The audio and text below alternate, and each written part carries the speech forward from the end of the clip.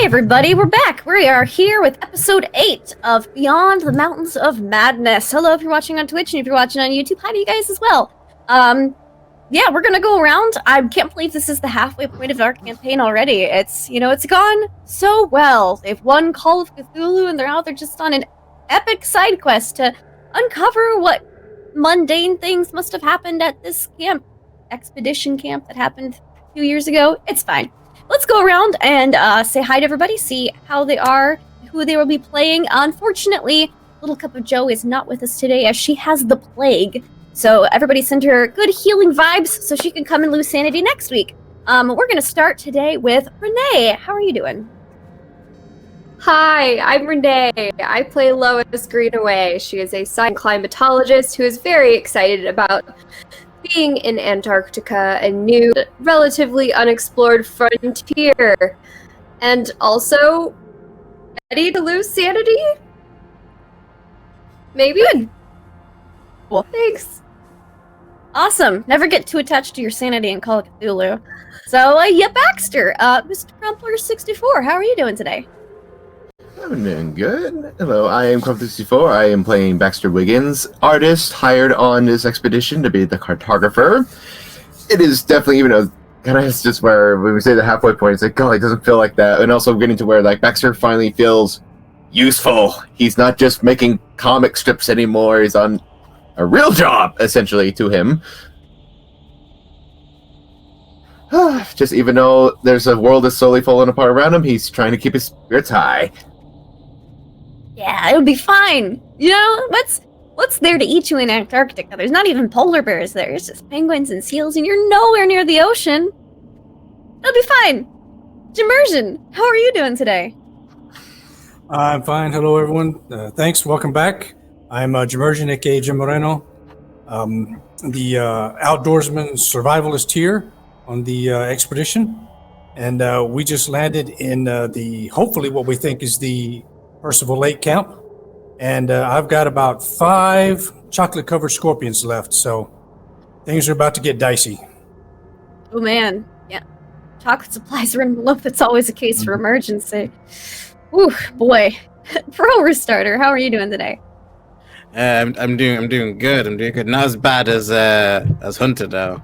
But I'm doing good. And now those just chocolate scorpions running out. Whew.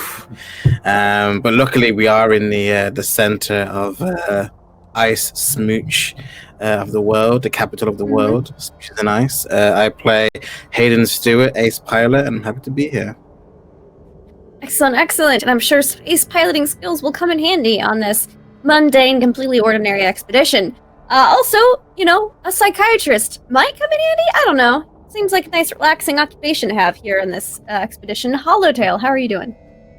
Yeah, I'm doing great, thanks, Lindy. It's good to be back with everybody again. Can't wait to keep going on the expedition and see how my sanity fares. But aside from that, I play Sebastian Wintercroft, the psychiatrist of this trip. Yeah, looking forward to it. Yes, and again, sadly, our archaeologist isn't here, but hopefully the plague will be gone and she'll be back next week. Before we begin, though, today's game, I'm going to remind you guys that we are sponsored by Fantasy Grounds. Fantasy Grounds is our virtual tabletop of choice. It's what we are using to see these beautiful rolls right over here, to see everyone's lovely sanity checks and the like. Also, we are sponsored by Tabletop Loot. So, when we hit 20 retweets today, we will be giving out a set of tabletop loot dice that is back on this week. So hype. I love my tabletop loot dice. They are super fun. Also, Wayland Games. If you need minis for your in-person games, waylandgames.co.uk. You can get 20% off, and they have some awesome minis. Warhammer 40k, D&D, all that good stuff. And last but certainly not least, you can donate to affect the game. I see some of our lovely players here have, some nat 20s. That seems really positive. There's also ways you can also interact. You can throw in monsters, you can wild magic surges. Those are always really interesting in Call of Cthulhu. Nat 1s, Nat 20s. So yeah, down there, you can check it out. But I will do a brief recap of what happened last week on Beyond the Mountains of Madness. Our heroes were unloading their ship from finally reaching the mainland in Antarctica. They had, a nice little time in the Ross Sea. They found out Miss Acacia Lexington had unfortunately made camp first in flew over the South Pole, much to Lois and Lena's dismay. That you guys were able to unload all of the ship. I know I had to remind you of that. All of the ship's supplies. Unfortunately, the ice floe that they were unloading them onto cracked right at the last moment. And, well, let's just say that half of their fuel for the airplanes was lost, and Hayden was a little upset about that. But they were determined to keep on keeping on, which, is a good thing.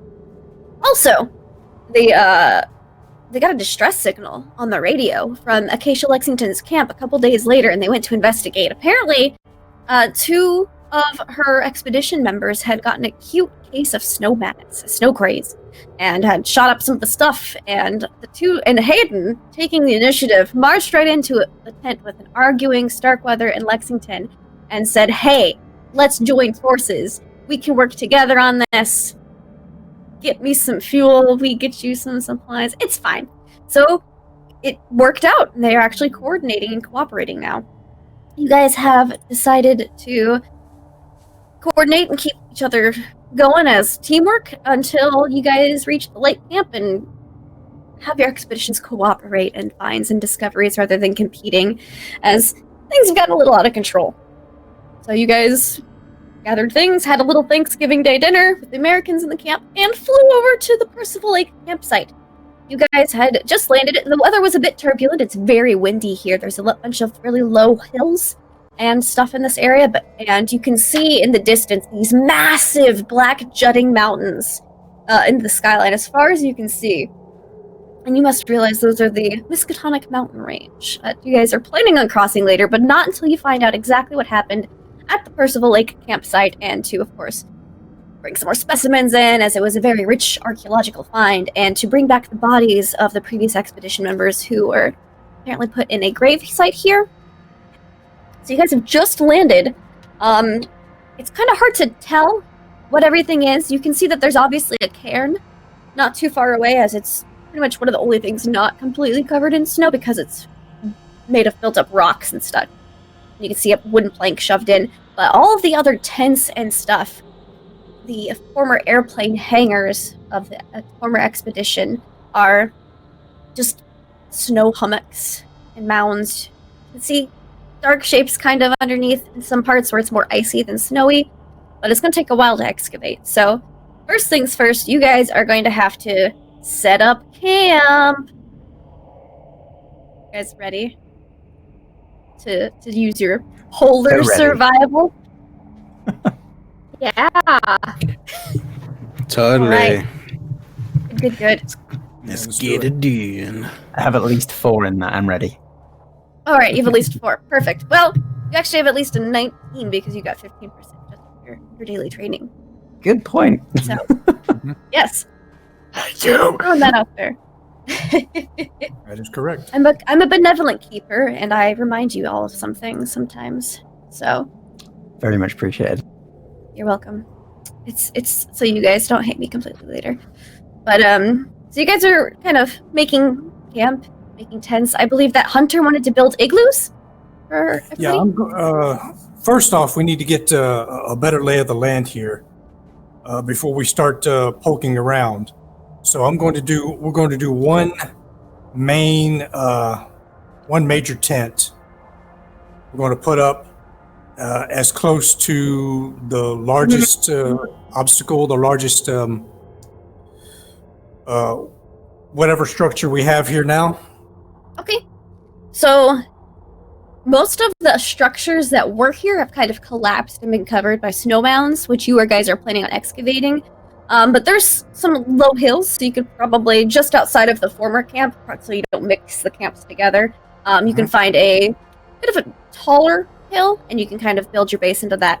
What Moore would like is 3 tents, one for the kitchen and larder, one for the generator radio, and or 4 tents actually, one for the artifacts and specimens that you find, and maybe a biology tent in case you find any frozen, creatures, because as they thaw, they're going to kind of smell. You want to keep that further away. And then igloos for the rest of everybody's living quarters, essentially. So, Right. and then one tent also for the latrine. yes. Yeah. Mm-hmm. So that would be further out as well. Right. So probably near the biology tent, but not super close by.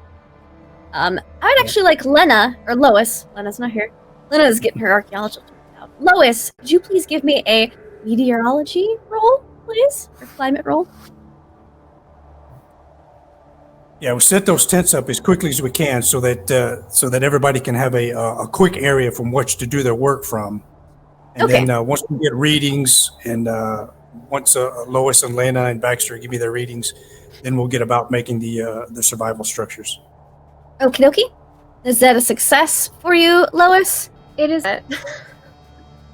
Okie dokie. Oh, Lena doesn't do very well in her archaeology. So she's getting stuff set up. It's I real was windy. helping her. You were helping her? Yeah. Oh yeah, I'm supposed to do my thing. Oh, yeah, okay. No, not great. Not great. All right. You can tell it's real windy. The winds predominantly seem to be blowing through the mountains. So that's as much. You got a general. Your specialty is weather. You know that the winds are predominantly coming through this direction, but you don't get anything more than that right now. Yeah. So you can all build your ice blocks, because for the airplanes, you guys are basically there's a bunch of guys with shovels, and they're going to kind of dig ditches around the planes, and then you're going to build ice block walls in the direction of the wind to keep you sheltered. So that's what you guys do for that. And then some igloo building. Baxter, are you doing kind of like a lay of the land, some cartography stuff right here to kind of get a layout of the camps? Okay. Oh yeah. Can you give a art or cartography roll, please? All right, here we go. Actually, you've done this your whole life. Let's do a good thing for the stream. Why? We're off to a strong start today, folks. We're very good at our jobs. Since it's windy, imagine he's not prepared for the wind, so it's just that moment where it's just like... He's not... It's just like all his tools are scattered everywhere, and just like you can't get even a good lay of paper before you get a good lay of land. Piece of paper just got sucked away by the wind. You're like, oh, I'll wait till we get an igloo up. You almost have Baxter running for papers. All right. Jimersion, can I get a survival check for you to build some igloos? Do you have a general weather report from Lois? And no map from Baxter yet. He seems to be struggling with the winds. All right. Well, I'm just taking my look around here, and based on the amount of nature that I've been in, coupled with their information, that's a pass. Okay. From a 76. Excellent.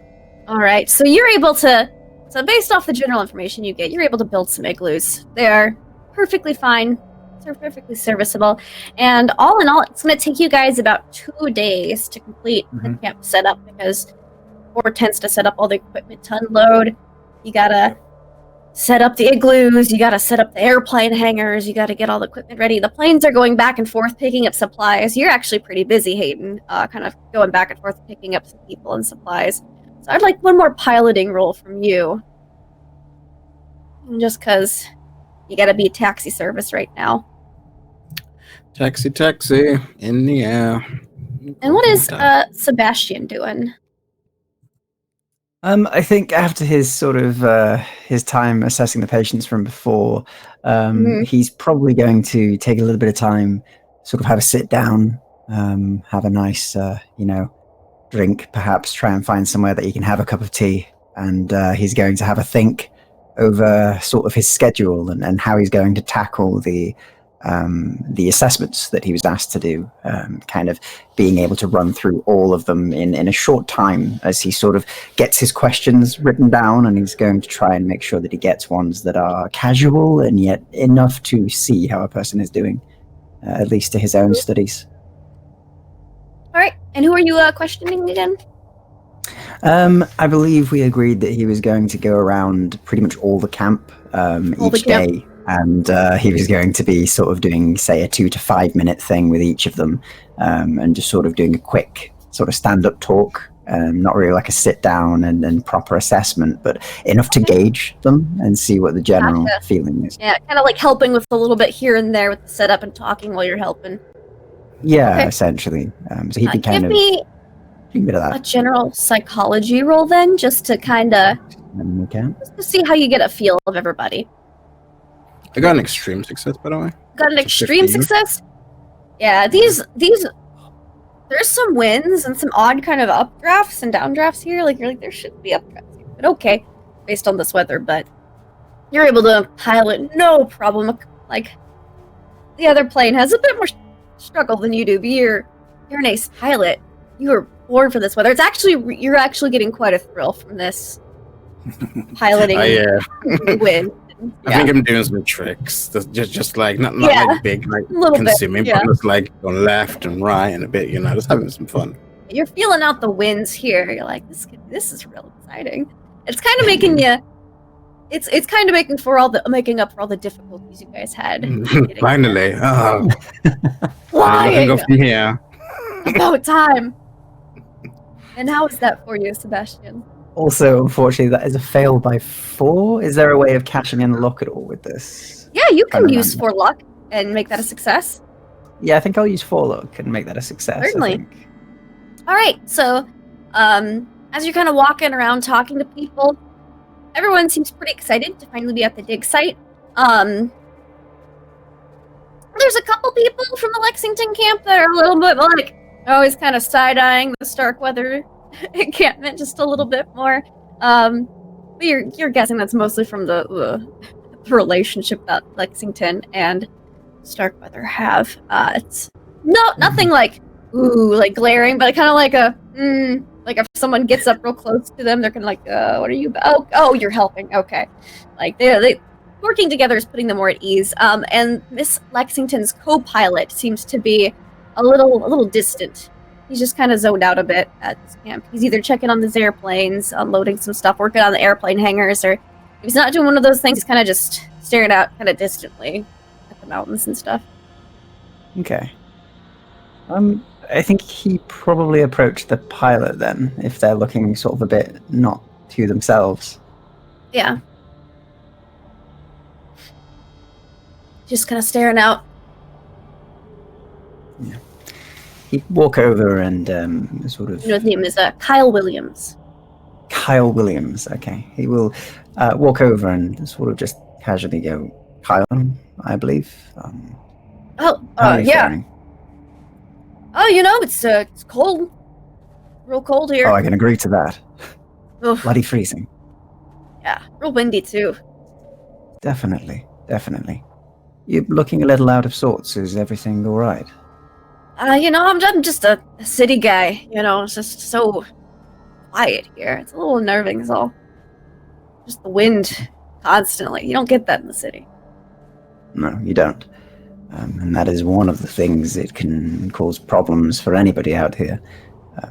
Perhaps you should talk to people more. Keep yourself active in that way. I've heard that being less social in these situations can lead to big issues, snow, blindness, and the like. Oh, gotcha. Good to know, Doc. I had no idea. It's just worth a thought. But, when they're not busy, Sure. Until then, he says, kind of take a perch nearby. So tell me about your piloting. How's it been going so far? Oh, well, Miss Lexington's co-pilot, except for the boring stuff when, she doesn't want to do the piloting, then I'm the main pilot. We have George co-pilot. Yeah, it's just fine. I've been flying for, a decade or so. How are you feeling about tackling those mountains? Oh, those mountains? Man, they look real tall. I wouldn't fly over them if I had a choice, I don't think Miss Lexington's planning on crossing over, though, so I think she's just planning on mapping the outskirts. Makes sense. It's a good idea, I think. Yeah, with the winds here, crossing those, seems real dangerous. Yes, I imagine flying out here is very dangerous indeed. He says as he kind of looks over at Hayden's maneuvers in the air and just sort of smiles a little to himself. Mm-hmm. Still. Yeah, safety first and all that, Oh, definitely. Our expedition also values its safety, which is why we've got Hayden up there, of course. Yeah, It's he's safer he if we kind of looks just over. let him do his tricks. Yeah, he's a real flyboy, isn't he? Oh, yes. Loop de loop like happens.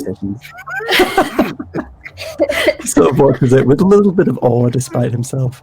Oh, yes, he's supposed to be brilliant. I remember reading about him back when I was in university. Gotcha. Yeah, I've seen some articles. I don't really read the news that often, but you know, pilots are in the loop. Is that like a pilot's weekly or? Well, you know, we mostly like meet up at airports and stuff, and everybody talks. Interesting. I see. Yeah. Wouldn't have many of those in my own community. Yeah. Oh, he kind of gets up and stretches. Well, thanks, Doc. I think I'm gonna get a hot drink. Sounds like a great idea. He kind of just goes out into the Lexington. You camps are right next to each other, but you yells like Pence and Nick are on like one side of the radio tower tent, or the other. Sorry. Phone cord was like wrapped around my arm 3 times. I was like, how did that happen? He goes off. Slowly getting tangled. Yeah, hot cup of coffee or something. Looks like it's about time for him to back over. Keeper, a couple of Yes. housekeeping notes here. It's been a week since we last lost some sanity. And Yeah. Could we do another roll and for that in our luck? No, See if we regain some points. no, because you guys haven't had downtime. You guys have been working and setting up and Exactly. doing all sorts of stuff. In order to gain that. sanity, it needs to be downtime. Like just travel or that kind of thing. This you've been working. All right. So Understandable. Yeah. Kangaroo burgers. That's what we need. Kangaroo wanna, burgers were good though. kangaroo burgers. We ate them all for Hunter, no. Thanksgiving. Oh. Yeah, we're gonna set the mess tents and everything in between the 2 camps so that they're all equal distance. Okay, When nice. when Hunter can, he wants to track down Olaf and Jameson Sure, for a moment. sure thing. I'm going. They actually become pretty decent friends while like sled dogging supplies around and that kind of things, and they're chatting, talking. The dogs What are all I- like unhooked right now because it's you guys have just finished setting up camp, but so they're getting their little break in and they're kind of just rolling in the snow and playing with each other. Okay. Yeah, that's one thing I wanted to look at is how are the dogs? What is their general demeanor in this area? So in this area right now, you guys haven't really done any exploring. It's just been camp set up. Their demeanor seems just fine. They seem comfortable, relaxed. Okay. And I know enough to look to gauge their reaction and to be watchful for it. Yeah. So I'm gonna grab Olaf and Jameson and my binoculars, Okay. and I'm gonna ask them if they would follow me here for a moment to the edge of camp. Oh, sure. So we walk to the edge of the camp, and I'm going to look at the mountain range, this Miskatonic thing. Mhm. And I'm going to look at them, and I'm going to look at the mountains. What the hell do you make of that? These are largest mountains I ever seen. It's huge range. Goes on for a long time. It's going to be difficult to cross. Might not be able to do it by sled. I agree.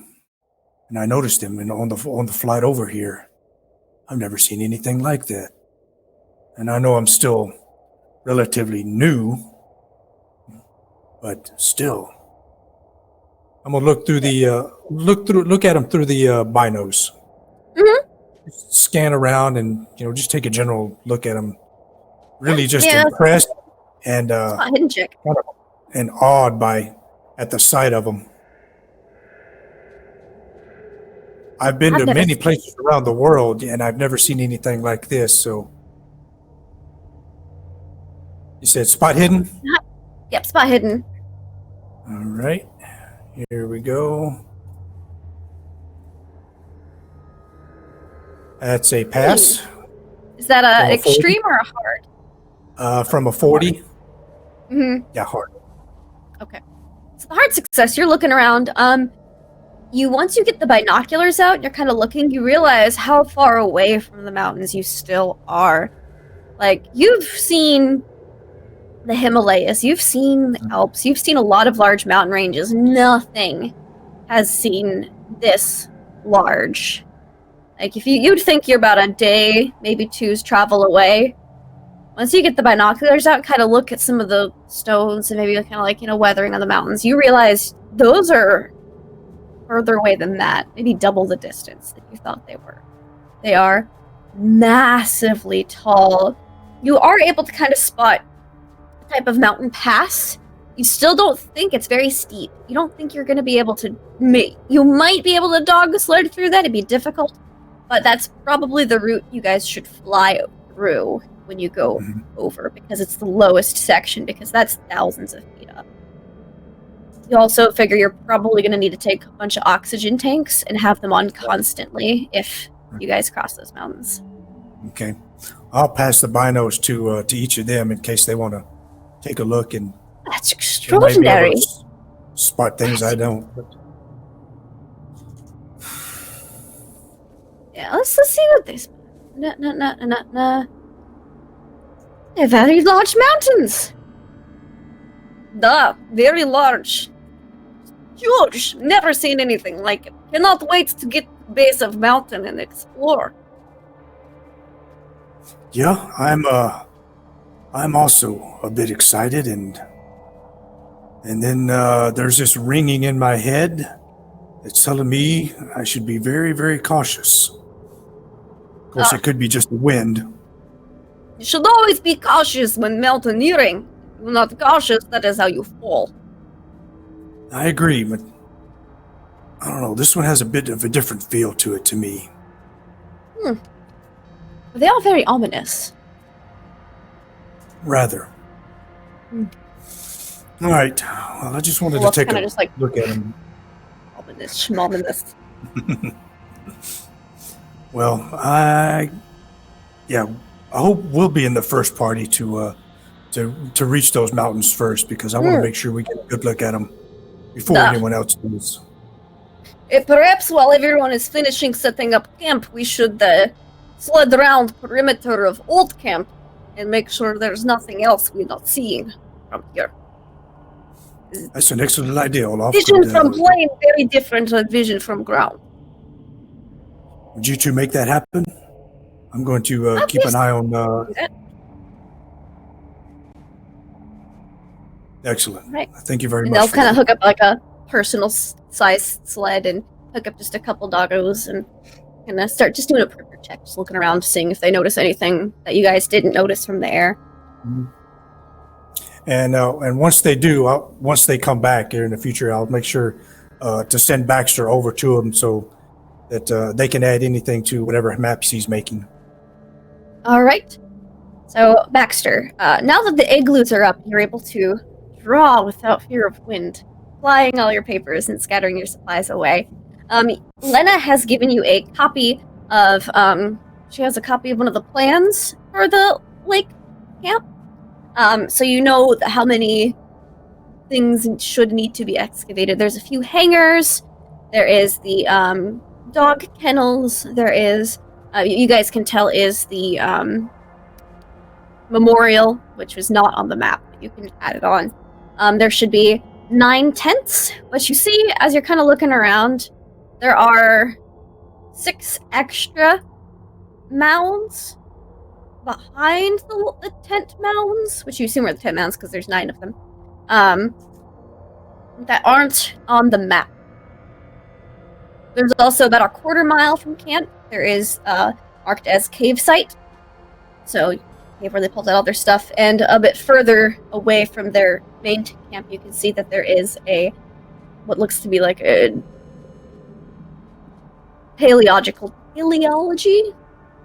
archaeological tent. Thank you, words. I've got them. So you're kind of able to compare the map you have of their planned camp from what you can actually see. You notice there's a few differences.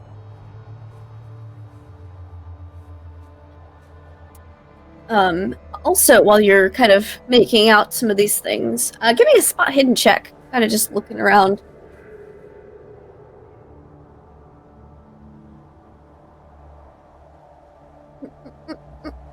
Oh, you're also muted.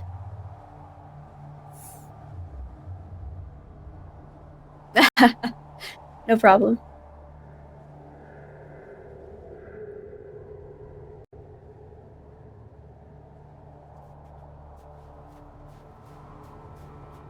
Alright, 74. I don't think that's a successful spot hidden for you. Yeah. Alright. So, while you're kind of looking around, you're kind of making reports, you see that, Miss Jameson kind of and Olaf pull up to you, and they let you know what they saw. Doesn't seem to be anything different from what you've been able to see. But Miss Jameson, she's like, it's the strangest thing. The dogs refuse to go near the drill site, the old drill site. They just stop. They're very adamant. And normally they're so well behaved and responsive, but we saw the remnants of the old drill up there, but we didn't get any closer because we didn't want to leave the dogs. Maybe they smell something. Smell something we don't, I assume? Maybe they just don't know what the big scary thing jutting out of the ice is. I don't. Dogs have bodies. It's just the old drill bit. Looks a bit wind warped and bent. And as far as like now, it's like with all the details, it's just like almost like the kind of like the gif of the equations everywhere with those backs. It's just like things are out of place, things acting weird. All right. So now it's like it's just trying to absorb all this information and just that moment of just. Now, so you're just kind of writing that down, making your maps, notes. Hayden, you. Yes. You're an airplane person.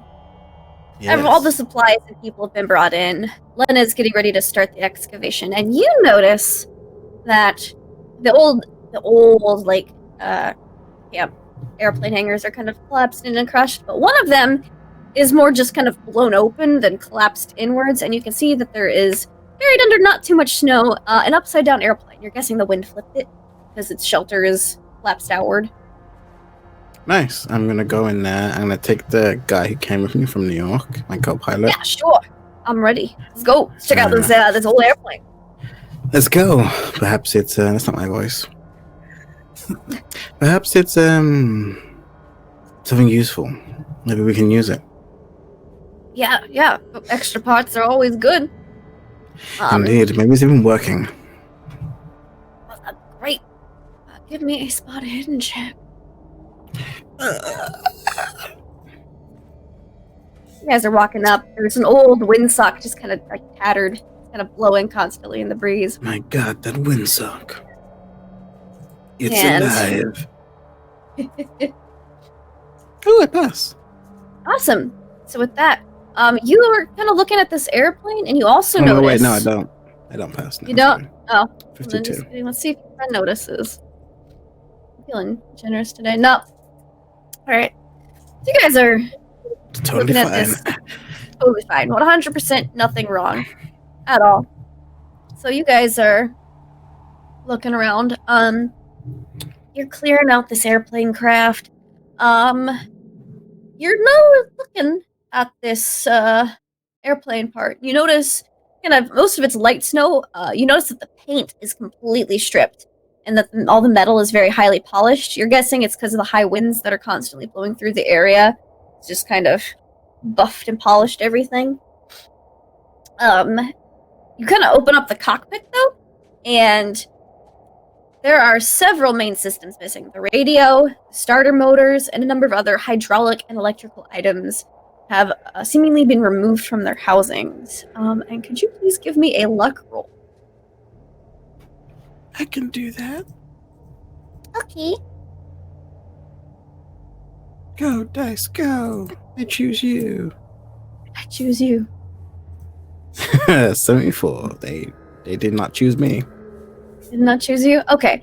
So it takes you a little while, but you're able to find the radio buried in the snow, not too far away. It's mostly just how long it took you to find this radio. 7 hours. It's been a couple hours of you looking around to trying to find these parts.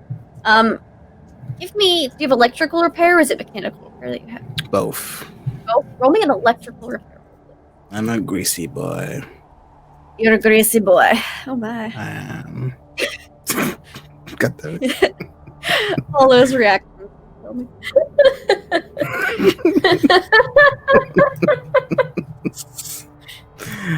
18. Nice. That's That's it's extreme. An extreme success. You're kind of looking at this radio that you pick up. You pick it up and you're looking at it, and it seems as if it's been partially rebuilt using spare parts of other components, but most of them make no sense and are wildly inappropriate. Like, why would you put this? This doesn't belong on a radio. And the whole exterior just kind of has a weirdly corroded look, as if it's been dipped in a kind of like a mild acid. But all the parts internally are fine, but they're not wrong. You don't seem to find any kind of power source in it, like batteries have been taken out. And do you show your guy you're with? Yeah. Right. You show it to him, and as soon as you kind of gotta crawl out from under the plane, and you show it to him, and as you're out of the plane, everybody hears all of the dogs in camp just give ear-piercing howls. They're You hear just that? howling out. Lois, Baxter, you guys are probably pretty close, and you see that all the dogs are kind of just frozen stiff. Their hackles are raised, and they are just not happy.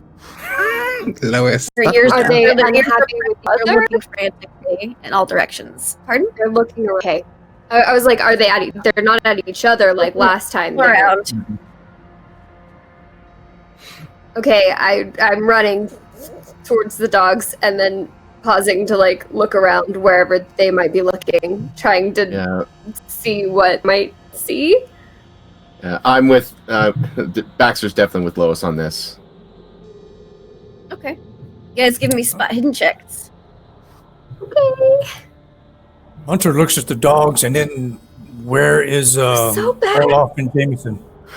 Oh, so Olaf and Jameson are they're right with the dogs. They're trying to calm them down. But the dogs are just snarling and howling and looking around frantically. You guys don't see anything.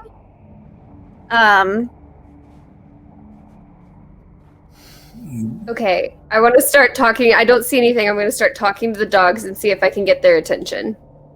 Give me a power check. Okay. Walk gingerly over towards Olaf and Jameson. Hey, what's going on? No idea. And he's like down on the ground with the dog, trying to like comfort it, trying to, and she's just trying to snap some of the doggos out of it. With a 23, what's your skill in dogs?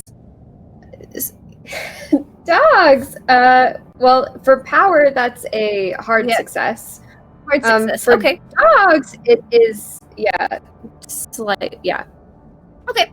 So with a hard Want success, dogs too. the dog you're just standing next to, Mama-san. That's one of the helpers, and you get her to stop howling, but she's just shaking and whimpering and still looking in all the directions, like a dog who knows danger is near, but you tell to shush, and it like quiets, but it's still it's very bothered. Hayden, the only thing you know is that you were digging under the aircraft. You stepped out of the shade from underneath of it, and the dogs all started kind of howling with this radio loud. That's the only thing you can think of. Yeah, I say to the guy next to me, "Did you hear those dogs? What's got them so irate?" I don't know. Crazy. Weird. Indeed. Hey, They're have you all seen howling. this? I like put it on top of like the plane where like it's like level, and I like open it up. Some weird stuff in here. As you guys kind of crowd around it, the dogs stop howling. I'll give me an intelligence roll, Hayden. Yeah, This will be an I'm actually idea. good at that. I get to use my brain. You get to use your big brain. 95. 95? Which is, oh god, okay. You cannot brain today. I am going not- to use 20 luck, I think. Okay. All right. I'm now So, at 31 and have to pass. Okay. So with the pass, you know that dogs are sometimes sensitive to certain wavelength frequencies and noises. And even though this radio doesn't have a power source, the dog started howling as soon as you brought it out into the light, into the sunshine. It was in the shade, buried under snow, and then you guys kind of crowded around it, and your shadows covered it, and the dog stopped howling. If you step away, they kind of start howling and barking again, and you kind of step in front of it. Or if you cover it with something, they stop.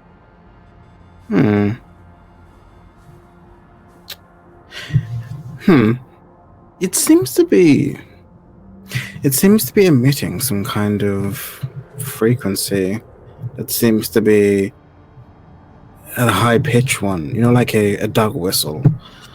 It seems to be going at such a high tone that it's irritating the dogs. Do you notice that?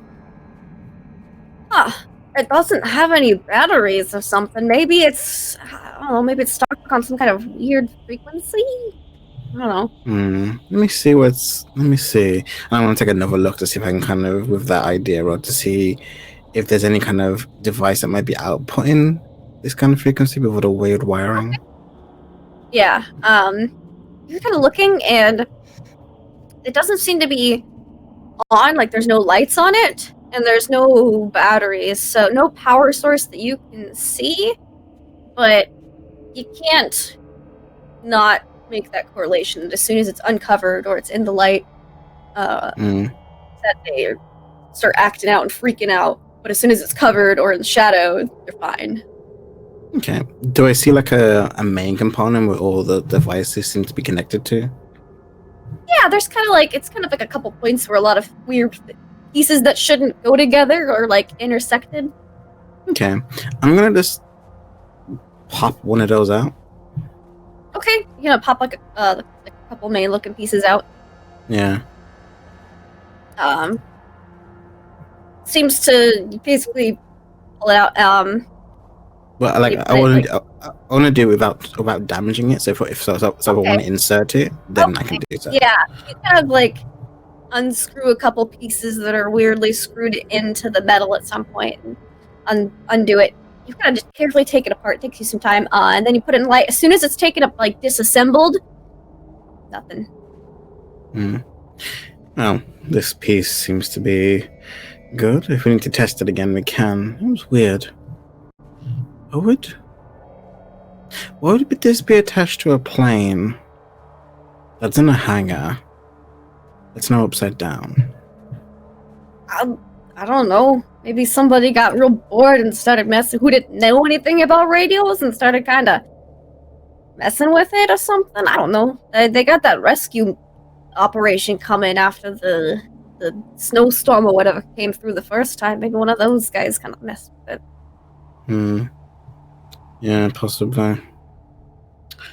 I'm gonna look at the acid marks. Well, not the acid marks. Like the Yeah. You said there was acid in this, right? Somewhere? It looks like it's been corroded very lightly on the entire outer casing by a light acid. It's just kind of pitted and dissolved in certain places. Does it kind of remind me of like the same kind of like sulfuric acid that was in the thing? Not nearly as strong. Okay. But it's just kind of weird. Well, I guess we should talk about this. I'll probably play with this. See what I can find. I'll head to where the dogs are. Okay, yeah. The dogs, you guys, camp's been kind of freaking out because the dogs are howling and then they're quiet, and then they're howling and then they're quiet, and then they stay quiet. They seem to have, Olaf and Jameson seem to have calmed them down with the help of Lois and kind of just Got them all settled down and taken care of. We will not have them do any work today. They seem to be edgy. Well, thank you, Lois, for assisting. Me a little bit on edge too, to be honest. Frankly, quite. I don't like it. I don't know why. They're all of them too. Like, a couple of them are on the other side of town. Strangest thing. Never seen anything like it. So many strange things that have been happening. Okay, at least they've calmed down some. Yes, of course. Well, I suppose I won't keep you from your business for much longer, and she kind of just takes the pupper away and puts them up. You see Hayden is like off a distance, waving wildly towards you. One-handed, like, ah. Anyone who's in camp can pretty much see that. Mm-hmm. I mean, I give him the little, like, I start two-finger salute, this confirming I see him. trudging over to him. Is Okay. Sure. waving back. What are you doing? Gone crazy. I just said, Lois, hello. Well, dogs were going crazy. People seemed in a little tizzy. Thought I'd just, have Yeah. a bit of fun. We're in a land of snow, and, well, when was the last time anyone had any kind of snowball fights, right? I knew you were gonna say that, Hayden. I knew it. I even considered having a snowball fight. So it's been a while. It has. It has. Also, I found this. I can list up the radio. It was in the plane, and it was attached to another piece that's like in my pocket. And when those two pieces were connected, it was emitting some kind of frequency that I suspect was agitating the dogs, because I kept moving back and forth in front of the radio. They kept howling on and off. That's so strange. I mean, definitely it was very on and off being down there with them. Something was aggravating them and they couldn't seem to tell where it was coming from. I mean, it's a long shot. Who knows if it's actually a thing, but it's the only thing I could really connect with my positioning. Also, the plane has some slight burn marks around it, kind of like acid or corrosion or something. I don't know, but it's upside down. Looks wind swept. And then Hayden's gonna go down, kind of pick up some snow, and it's like, it's kind of like this snow. It's delicate, yet it's malleable, and this whole situation has just been one roller coaster after the other, and it starts like smushing it up, and sometimes I feel like just getting out that anger, that release, because drinking and talking can only get you so far. And then he just froze it at you. No, that's I knew it. okay. Yeah, it's Lois is like just nodding and like accepting, and now it is on. And so she bends down to start picking a snowball and mashing it together to just like hurl back at Hayden. No, not the face. Not the face. Actually, just like a fake like army like jump, and it's like, we're taking fire, and he just does fake army crawl as he just slowly Starts crawls. waving back at the other people who had seen Hayden earlier. Join us. Smooches and I. Has a snowball fight. Yeah. You guys have a snowball fight for a couple minutes. It's a bit difficult in all polar here to have a snowball fight, but you all persevere. And then when I kind of comes over, and she hands each of you a shovel, she goes, well, that snowball fight looked like a lot of fun, but it's time to get excavating now. She hands. God. Look, let him do that. I feel properly molded. Fucking great. I love it. So she hands you all a shovel, and she kind of takes you over to the main Percival Lake campsite. Now, we've got a few different tools to excavate these tents and hummocks and all sorts of things that might be buried here. Also, Hayden, you might be interested to know that while I was over by that hangar you saw, there is appears to be the remnants of a fuel cache, maybe? If you take some excavating, but I saw some drums under the ice, because I put a lot of points in a spot hidden. So, Yes, you did. Yes. Mm. I did, thank you. But Shit. we've got shovels, we have ice picks, Shade. we've got much smaller ice picks for if you're getting into delicate work. We also have some electric snow melters.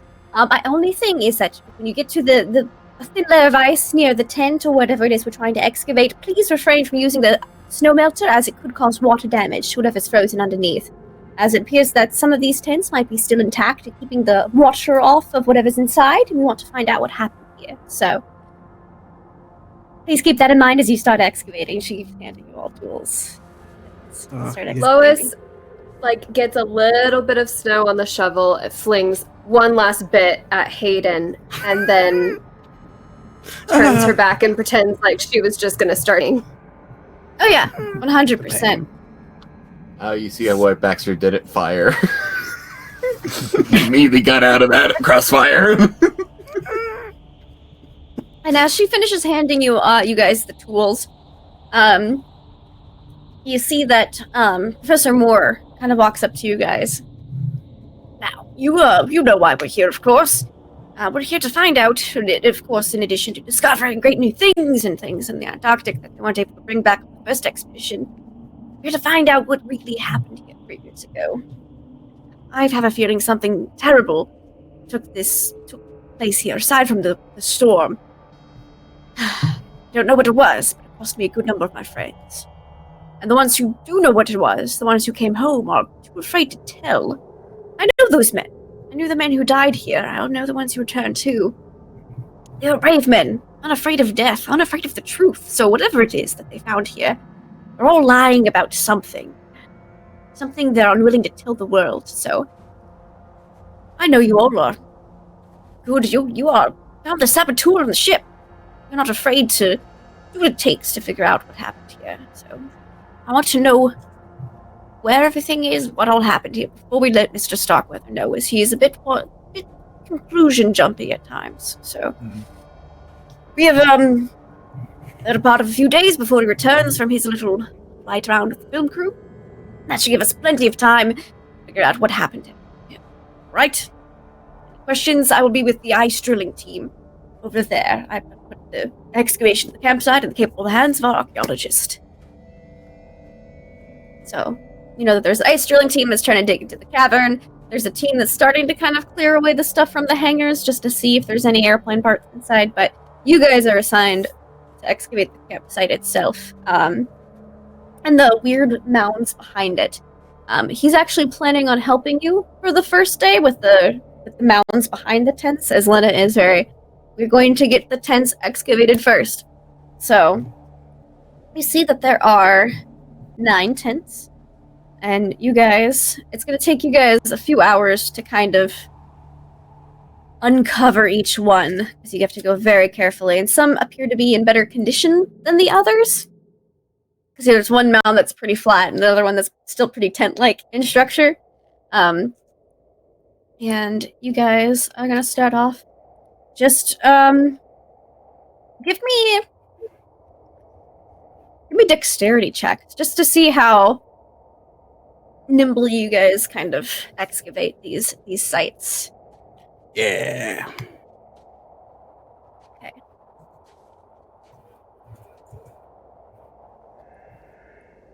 At 23, that's a hard success. Oh, Jesus.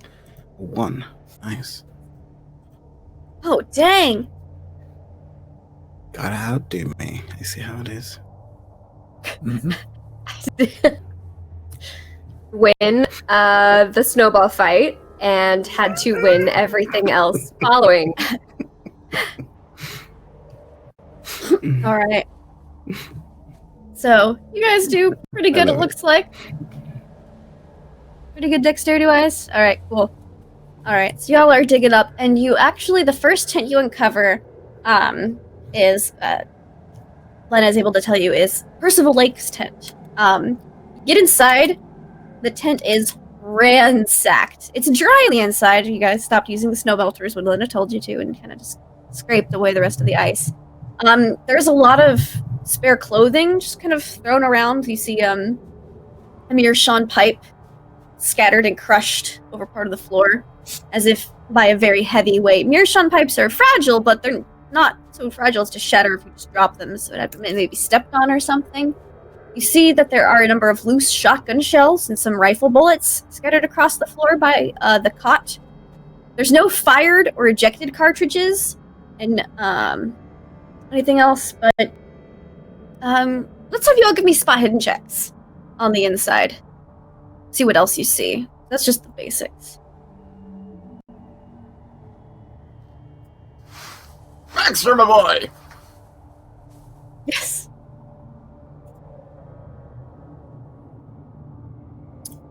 Good to go. Success. All right, Baxter, Hunter, anybody else? I got the best number, so I think I just win. Okay, you did get a really good number. Sebastian, you succeeded too. Cool. All right, so you three, you also spot, there's no ejected cartridges. You see a pair of rubber overboots, kind of like the guys you wear to get like snow, make sure they don't get wet. They're torn neatly in half, almost exactly. You see a small, delicately carved wooden pipe box is also in small bits, kind of beneath the cot and behind the bedroll, with the name PC Lake engraved on a small brass plate attached to one of the bits. And also kind of stuffed under the pillow, you find a diary, a notebook, but Lena quickly takes that.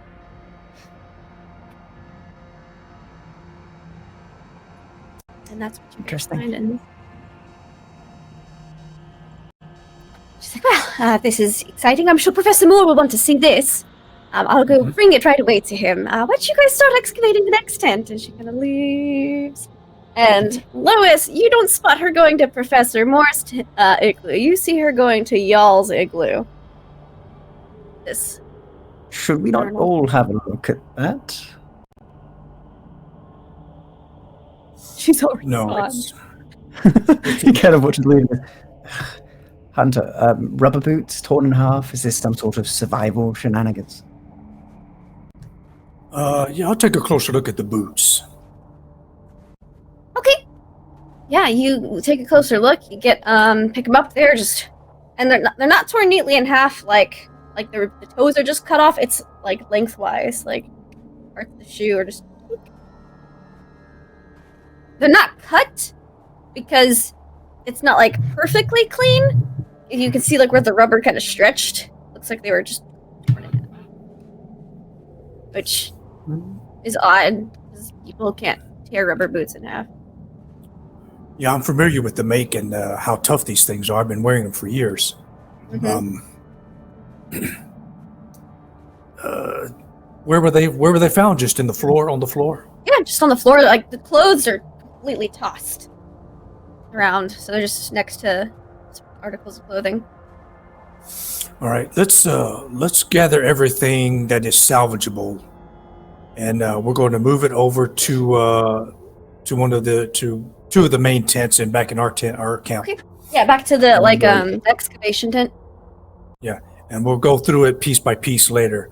Right now, just anything that looks salvageable, grab it, load it up. We brought one of the sleds with us, not dogs, just one of the sleds, so we could. And I've been putting the tents that are the tent pieces that looks like they are salvageable. We could use them. Okay. Everything on this, so we'll move it back over there. Okay. So clothes and everything that's in here, bedding, Sure. pillow, stuff. Yeah, and Lena's actually gathered a couple of bins and labeled one with each tent number, so that you guys can put things you find in the bin and ship it off to the main tent. Good. So. And I'll definitely pick up the rounds, all the ammunition. Okay. Yeah, they're perfectly intact.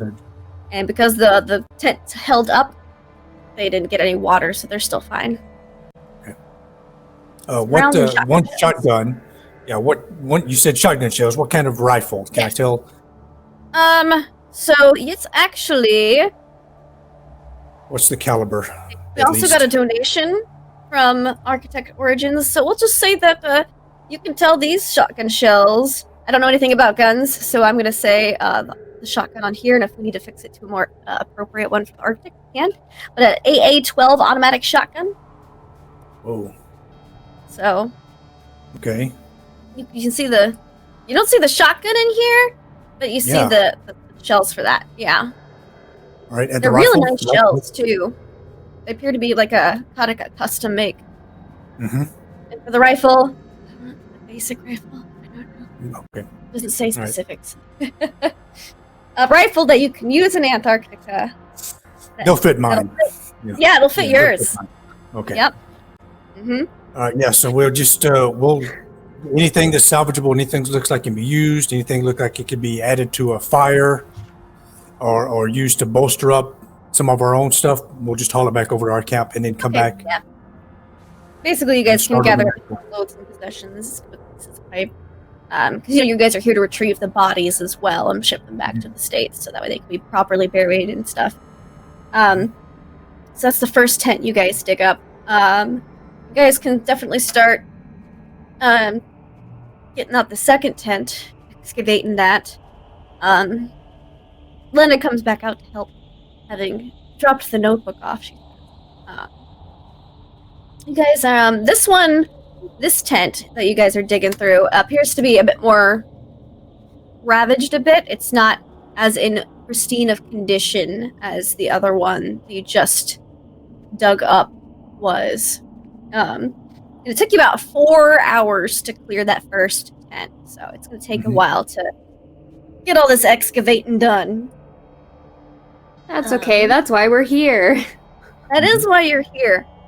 So eventually you get into this tent. This one is full of snow, because there's a number of lacerations in the tent wall. But you're able to kind of scoop the snow out, kind of sweep it out. The snow inside is softer. You notice that the main pole of this tent was broken as if by some kind of great force. Because when you look at it, it looks like it was just kind of snapped. It doesn't look like it was bent over, and then kind of broke. You don't see signs of like that stretching of the metal, the bending. You don't see that kind of tear. It just looks like a snap, like you would. So the bottom half of it is still mostly straight. Still in the ground. Yes, it's still completely in the ground, and the top half is bent over. Mm-hmm. So kind of have to prop it back up to get inside this tent. The single cot in this tent is crushed. The bedding is shredded and lying in small bits all over the floor. Give me spot hiddens for this tent, please.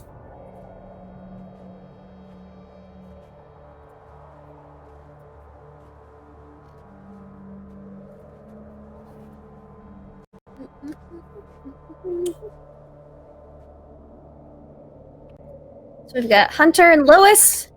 Anybody else? And Baxter. All right. So you guys, you're looking through now because the snow got in here.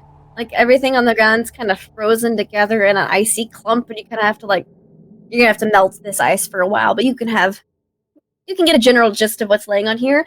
You see that there's pieces of a large brass sextant are scattered all about the floor, not damaged at all, but taken apart completely. All the different little pieces. There's no clothes in this tent, just one dirty sock, and everything's kind of frozen together into the floor. But that's about it. It's all just frozen into the snow. That's what you guys can see. It's one dirty sock and pieces of a sextant, perfectly intact, scattered all around. And this is, you can tell, Atwood's tent. He was the cartographer. Atwood, right.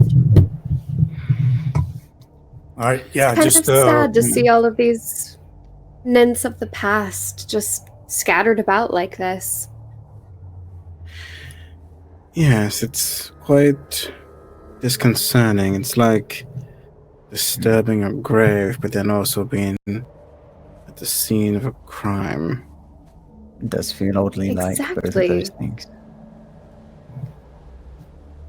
Hmm. Despite that, however, we've got more tents to go through like this. It may be a long day, it seems. Definitely. Yes. Count on it. The sextant, though. Dexter, is any good for you? You're the cartographer.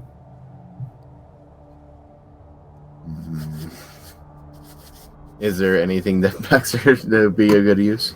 So you know what the sextant that Hayden might know this as well because he's a pilot, so he has to navigate sometimes. But Baxter is intimately familiar. These things don't come apart very easily, and unless they're broken. So this was intentionally, carefully taken apart, and is in just a bunch of pieces on the floor. You can't just drop it and it pops apart like it would be broken. But you see, like the screw is just sitting there in the ice that holds it together. You can see just different pieces all over, perfectly intact. All right, I relay that information to the team. Threw it over the floor.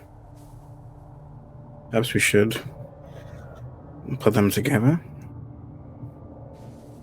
With the shot. Seems a shame to leave us such a useful tool like this, so broken. And Kind of a if we're collecting things, well, indeed. I feel like it sets a tone for this entire place. Everything is broken and scattered about. Yes. It certainly seems that way. Whatever happened here wasn't exactly calm. Everything's very scattered and broken. Those rubber things were torn in half. It all seems a bit strange to me. Yeah. Aiden's gonna start digging the stuff out. Okay. We'll accidentally shovel some snow over his shoulder at Loris by accident. Completely.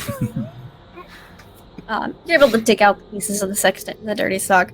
And you guys can uncover one more tent before you guys will have to stop and go to rest for the day. So you guys uncover the third tent. We're a third of the way there, guys. This tent is completely ransacked and damaged. One door flap has been torn almost entirely off. You see that there's two cot frames here. The frames are perfectly intact, but upside down with the padding and the bedrolls just missing. They're gone. They're not here. There's numerous items of light or inner clothing just kind of scattered about. But none of the outerwear. Like you see, like underwear, socks, like the thermal shirts. You don't see any of the outerwear. No coats, no hats, no scarves, nothing, and no bedrolls or.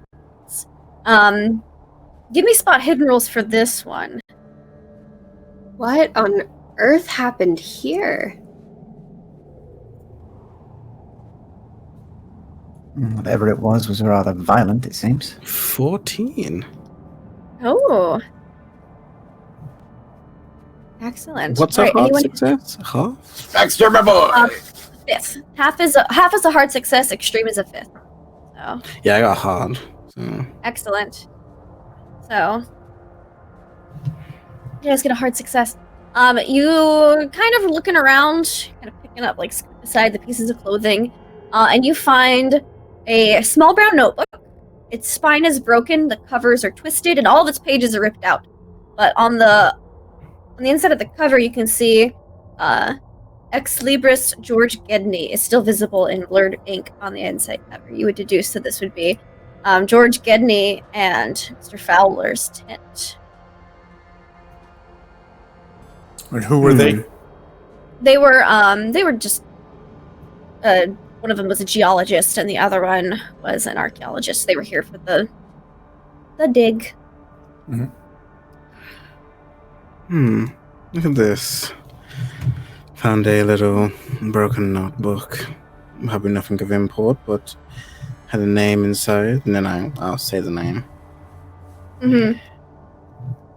Strange. But, I mean, I kind of like gesture around me. What isn't right now? I wonder. I think Sebastian, as this is going on as well, because he's been thinking about things, has been sort of generally looking around. And can I have a look at the sort of damage, especially near where the flappers and the rest, and see if there's any way of telling that this was torn as somebody was going in or out? Because he's currently believing that perhaps the owner of this tent went a bit. Yeah, you can crazy. give me like an idea for that. Idea, or is that just an intelligence? Yeah. Cool. Ba-ba-ba. That's a success. Okay. It looks like it was torn outwards. So, it looks as if either someone like pushed it and like coming outwards, or if you were to just kind of take something and rip it open, it's kind of also what it looks like. You get the feeling maybe more because of there's kind of some scratches on the top of the tent that maybe it was scratched open, like ripped open that first tent flap. Okay. And do I believe it was more from somebody going out as they ripped it, or somebody sort of ripping it as they came in? Someone kind of ripping it as they came in. Okay. So it kind of looks like, because there's scratches on the top, like it's not just on the inside top, it's on the outside top, right up to where the flap is. Okay. So, at least from my very limited investigations, it seems someone tore this on their way in. With the state this place is in, perhaps somebody came in here with ill intent. I Now, understand Hunter that I also failed. made a slight pun, but I did not mean it in that way. And Hunter failed that role because he didn't fully go into the tent. He was outside looking at the door also. So when the doc comes out, he's Hunter standing there, and there's something just very puzzling. He's got this puzzled look on his face. He's looking at the door also. And I glance over at the other two tents that we've just excavated. Now, this tent that we're at now, is it also covered in snow? Yeah, they're all covered in snow or ice. You guys have excavated it just because of the wind in the area. Mm-hmm. But the tent itself is not damaged. The tent is damaged because the flaps ripped open, but it's not damaged beyond just snow and ice covering it. Right. It's just the door that's damaged, not the actual tent walls or ceiling or anything. Correct. Okay. All right. Yeah, I'd have to agree with you, Doc. I can't quite put my finger on it right now, but there's something that it's bugging me.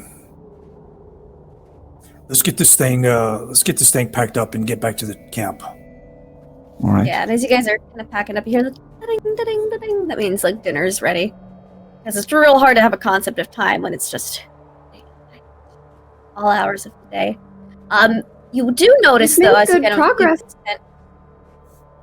that the mountains kind of like there's a shadow that kind of comes out when it is evening time. Just to a certain extent based on where the sun is, and they almost reach the camp, but not quite. This is the lowest the sun will get in the sky.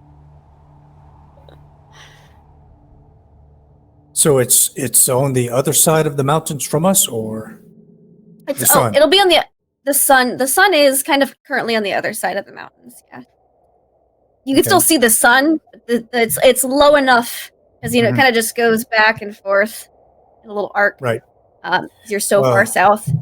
But it's almost enough to shadow the camp, but not quite.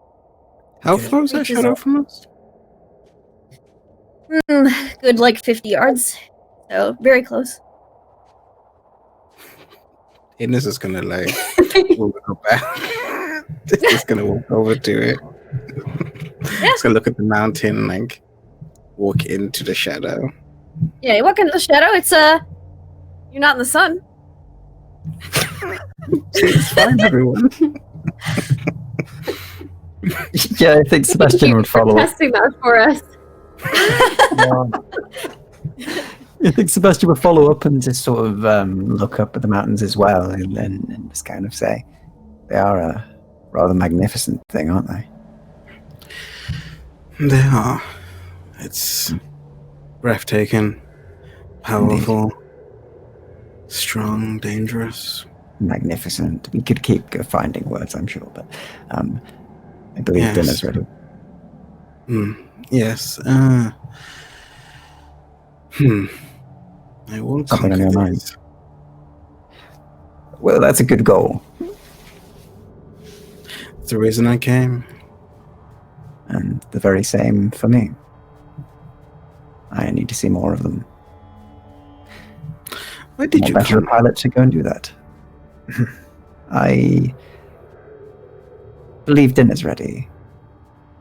He says very sort of brushing it off slightly. You can tell that there's a slight uncomfortableness about it. Like there's something more to it, but there's a slight sad look in his eye. Before he sort of turns on his heel and goes. Yeah, Hayden will put like an arm on your shoulder, and before you go, and just say, "Sorry if I touched a sore note there, but we survived a storm together, a slew of sabotages, a bomb. If you need to talk, Perhaps. and my friend." Thank you.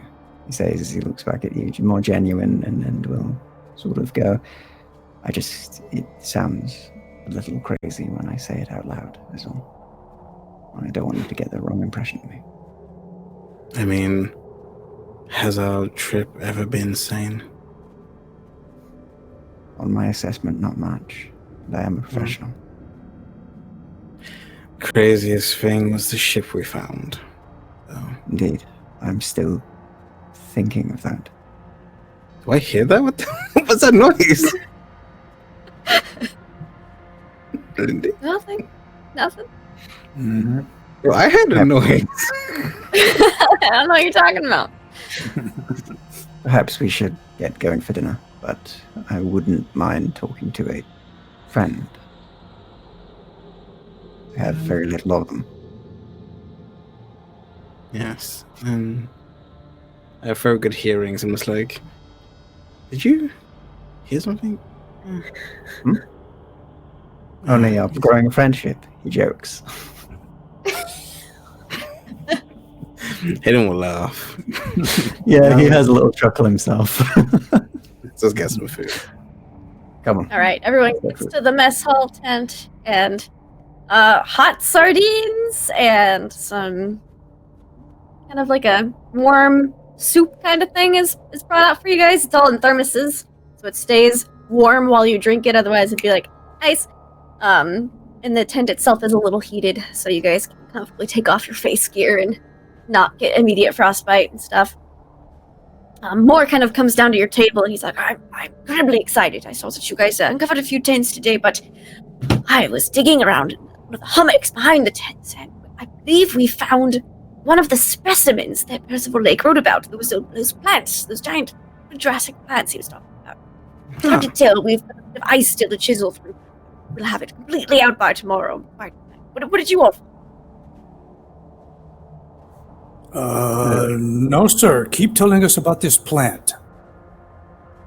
Oh, well, it's not much to tell right now. We have the dimensions that he spoke of, these pre-Jurassic plants in the report that was, given out worldwide.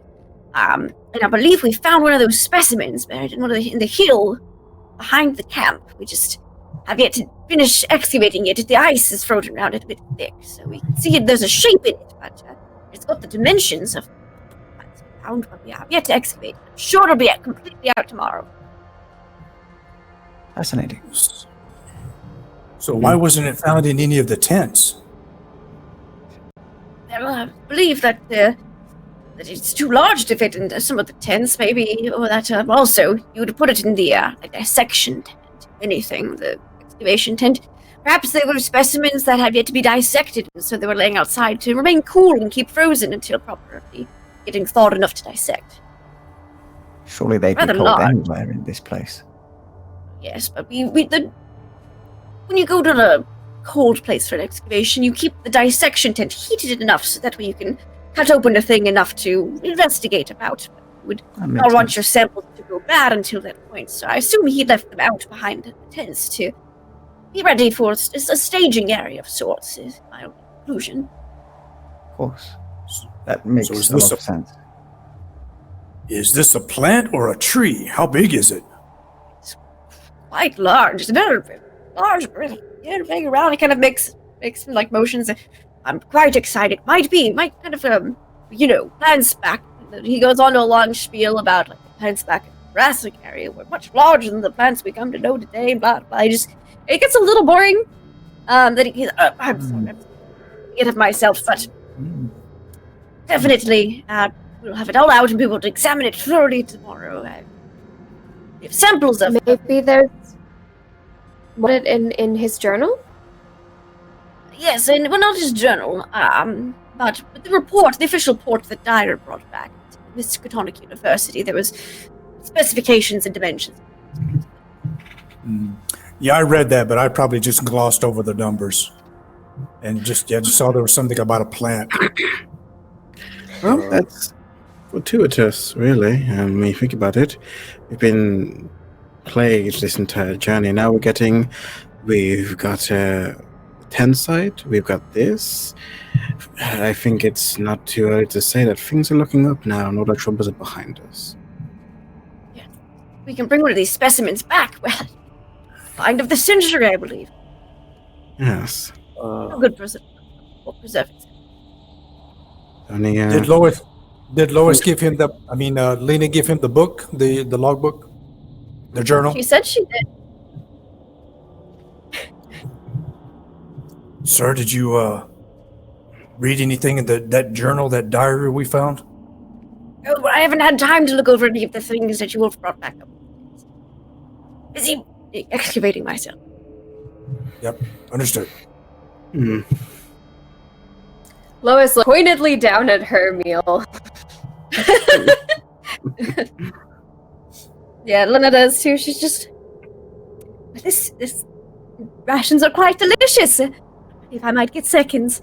And before she gets up, Bob walks over in his full like parka and Arctic gear, and he just has like a big like teapot, and he's just, could I interest anyone in some more tea? Yes. He pours a little thermos tea. Oh, awesome, yeah.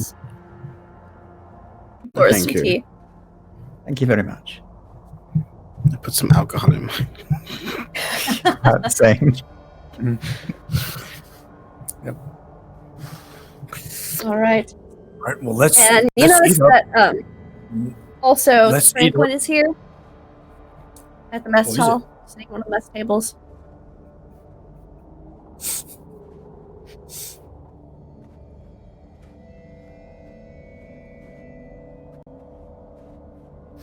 Who's at the last table? Sorry.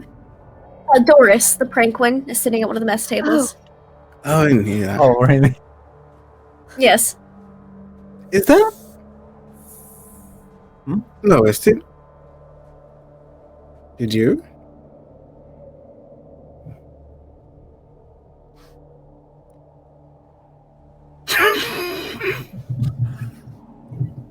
Me? What? My name's not Lois. No one knows how she got here. She's just here now. Oh, that's just So- Doris, isn't it? I thought they were a regular member of the crew. No. I forward though. I thought so too. That prank queen's gonna be the only thing left of us. Just stuck in the eyes. At least if it is, it will be brilliant. God, I swear, if that thing comes alive and becomes giant, Yeah. All right, so everyone has a nice meal, and you guys get a good night's sleep before more excavating in the next day. Going to go through some of the items that we uncovered, that we found. that Okay. We brought back from the camp, the clothes and Yeah. things. Someone has taken the time to like go through and fold them all. You think it's probably Bob, because he is a butler. He's folded and organized them and labeled them. nicely, neatly. What's the condition of the clothes and things like that? Are they dirty? Have they been worn? Are they fresh? Any blood stains? The stock in that one tent was definitely dirty. The rest of the other clothes seem to be pretty clean. No blood stains. A couple of them have like show a bit of stretching at the seams, but that could have just been overnight. During the night, Yes. in my igloo, I guess. Yeah, it's like you do an igloo. Do you guys do the same sleeping arrangements from the ship? Yeah, everybody's Or do you buddied make up. them? Okay. Yeah. Okie dokie. That night I think Hayden is gonna like look at the radio and try and mess with it again, just trying to understand it a bit more. Okay. So, do you do it inside your igloo? Yeah. Alright. Messing with it. These pieces don't fit together. They shouldn't go together. And yet, somebody put them together. It's very frustrating. Yeah. It's a puzzle. Like, why would you put a pneumatic tube next to this electrical... No, this doesn't make any... Why? Why are these wires connected? This one doesn't even do anything. It's just laying here. I can't do anything. Yeah, I think that's what Hayden does. Like just like Okay. flash. With the radio. Alright. Also, before or as everyone retires, the last thing Hunter does before he retires is walks around and visually inspects every igloo.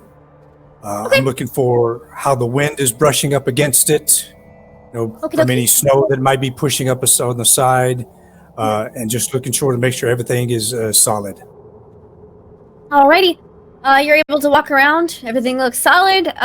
Lois, I will allow you to do another meteorology checks for your reports. If you'd like. Now that I'm not so distracted on the Now that you're not so- archaeology of the day. Mm-hmm.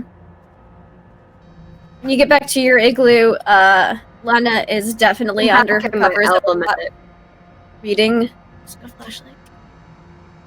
Yeah.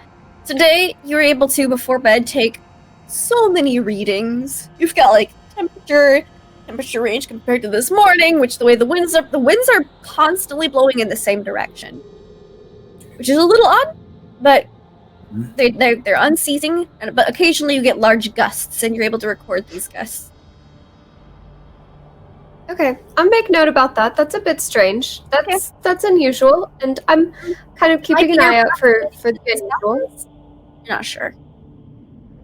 Huh. Interesting. And Lena's still over under her covers reading. She's definitely under the covers reading with a flashlight.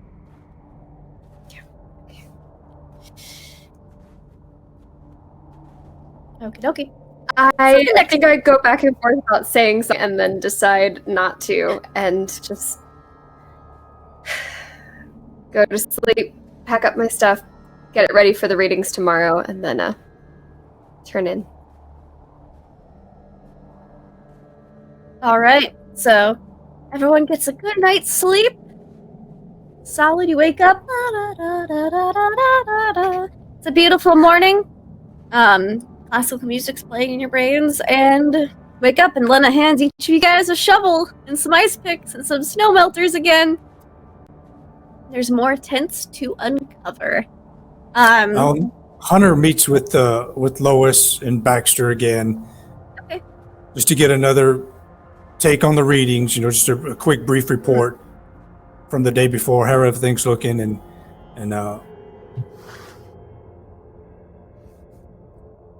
Lois shares her concern is probably not the right word, but like the observation about the direction of the wind and how that is strange as far as usually goes.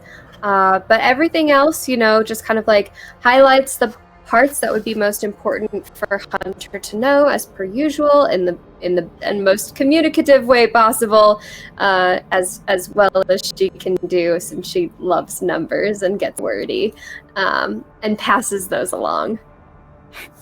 So Hunter asks, how many days will you need of readings before you can start predicting, making hypothetical assumptions about the future of the weather. What kind of hypothetical assumptions are you hoping for? When's the next storm coming?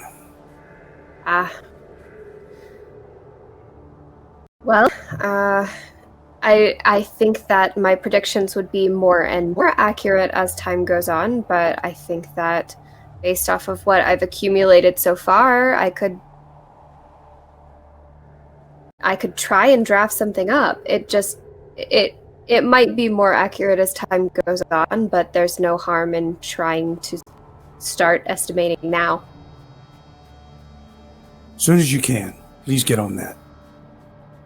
And as you can see from the other tents, if a storm hits out here, we're not going to have much time. We need as much early warning as possible. And you can give us that, hopefully. I'll do my best. Excellent. That's what I'm counting on.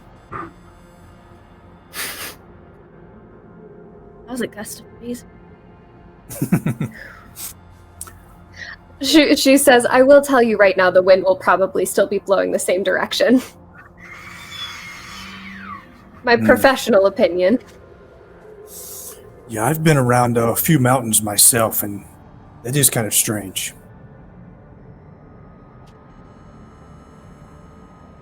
All right. And Baxter, Let's catch up with the others. can I have you give me another cartography check now that you've done some more uncovering of things? You kind of have a bit more accurate lay of the land. Let's see what the dice say about that.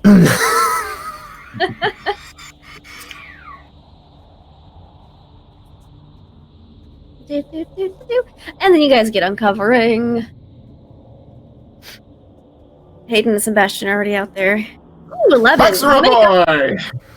Yeah, you're able to get prepared for the wind. You get out. You got a good look of the area, kind of just the elevation changes and stuff with the excavating you did yesterday, and you're much more accurate now. You're like, oh, my perspective is a little off on this side of the camp. To correct it. To par. So, you uncover the next tent at the Percival Lake campsite. This one. Can I just say that Hayden would have gone to those barrels and done those as well, excavated those, so we make sure we have. That's gonna take several. So you can set your guy on it though, if you want, while you're excavating with the rest of the group. Put your co-pilot kind of guy on it with the other pilot, because they're not doing anything right now because there's no planes that need to go back and forth, so they're kind of just dithering about. You can definitely put them to work excavating those fuel drums if you like. Yeah, I went on them, showing them what's gonna happen. It's a good They're idea. like, oh, okay, we can do that. They're playing cards. Just make sure they keep an eye on each other. Is it within viewing distance?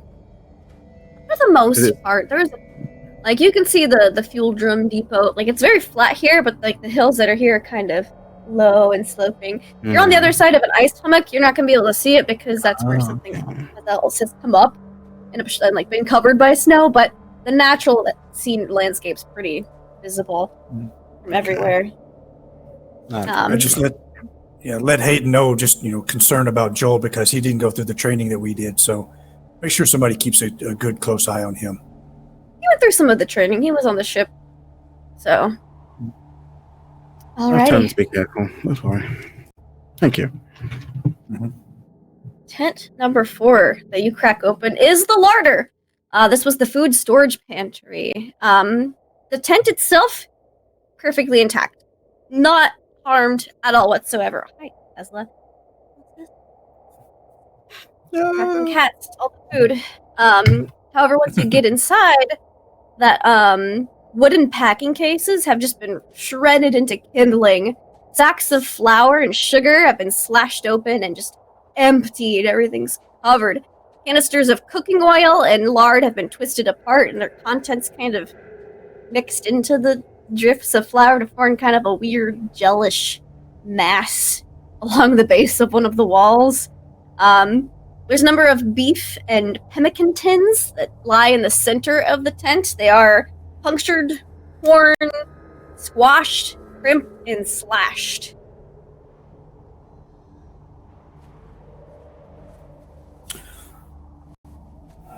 So it's my first thought is somebody threw some grenades in here, Mm-hmm. but I'll look closely again and I can tell that's not what happened. Yep. So were they ripped off the shelves or the tables? It looks like the wooden like crates that they were in have just been like they're kindling. There's practically just shreds of wood everywhere. Again, the oil and sugar and flours torn open, the bags have been ripped open, ripped in half, shred apart the floor. The tins of the beef and the cans, like some of them are just punctured, some of them are squished, some of them are looks like torn open. I'll allow anyone who's kind of looking at these to give me an idea roll. Let's pick up a can and see if I can tell if like a knife or a screwdriver or something was used to open these. Okay, yeah, that would be an idea roll as well. The sound effect, goddammit. Freaking me out. I'm gonna extreme 25. Extreme? That's education, right? Intelligence. Intelligence 50. Okay, yeah, mine is good. 50. Okay. So you guys looking at these tin cans, it suggests that maybe like where these are opened, looks like someone tried to open them who has no concept of how tin cans work. Like there's can openers in this kitchen that just like tossed aside. A screwdriver or a knife may have done this. It's a bit too thick for a knife. So maybe a screwdriver or some other kind of tool may have opened these. But there's no food left in any of them.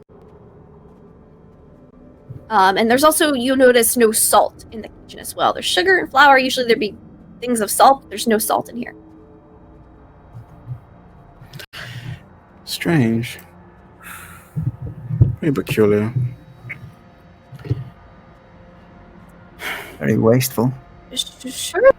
Yes, and it's as if they didn't know how to use a can opener. I mean, why even bother if you don't know how to use one? You could at least ask somebody to do it for you. That's what I do.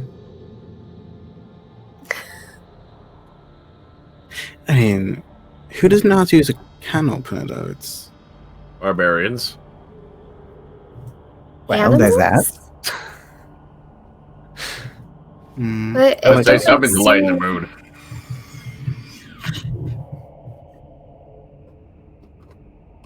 Perhaps it was some sort of... No, the dogs can't have done this, surely. Surely. And we know there are no bears down here, right? I hope All so. the bears are not down here. Different pole. Exactly.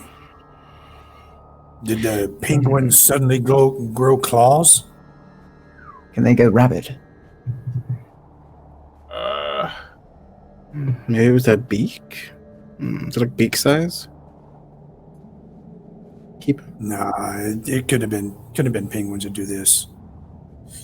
I don't know if penguins are kind of the scavenger kind of birds. I wouldn't know.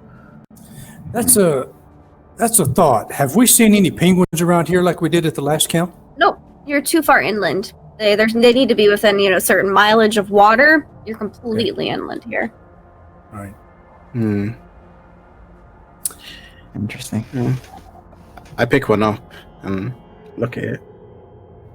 Yeah, not a speck of food inside any of these tins. How big They're is the that? ones that just have punctures. Yeah, like how big are the punctures? Like that big, like that big. That. Strange. And do I see like scrapes in the mirror at the bottom? A little bit, a couple of them. Yeah. Did it look like? I guess that's cutlery, right? There's cutlery in here. Yeah. There's does it some look around, like- not near the does it- tins. Does it look like a knife or like a fork? It looks or- too thick for a knife. because knives are real thin. These punctures are at least like thumb's width. Maybe I'll try to make a natural world roll check. Sure. Yeah. Just to see if I can relate this to any kind of an animal that I've seen, I'm familiar with. 100%. Let's see. Come on. Nope.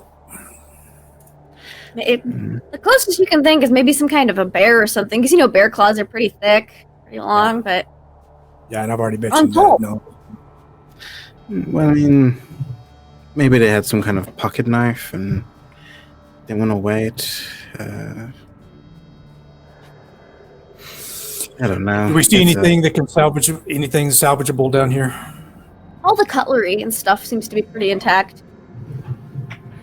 All right, let's load it up. We'll send it back to the mess tent. And everything else, just pile everything into the center of the floor. You can just pile it, sweep everything into the center.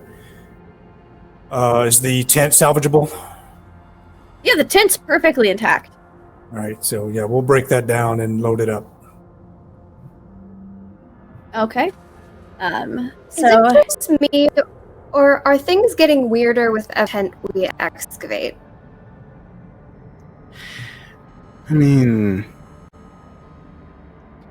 it does seem that way, but I'd say it's certain. what was the official report of why they died again?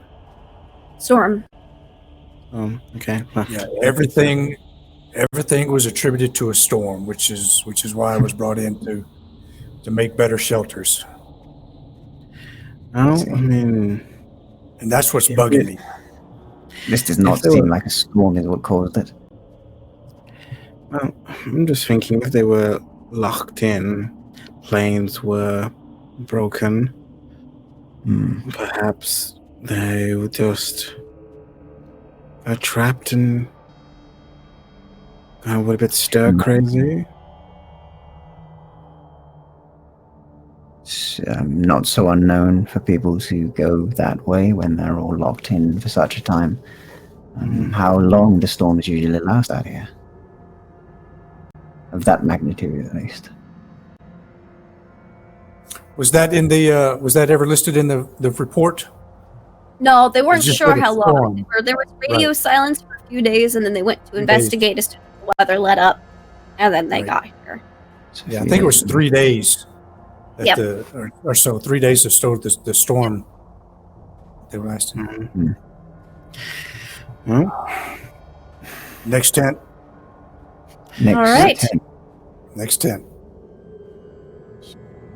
This tent has been crushed outside. Looks like by the wind. Looks like the wind has kind of smushed this tent. You get inside this one, and this tent inside is perfectly immaculate.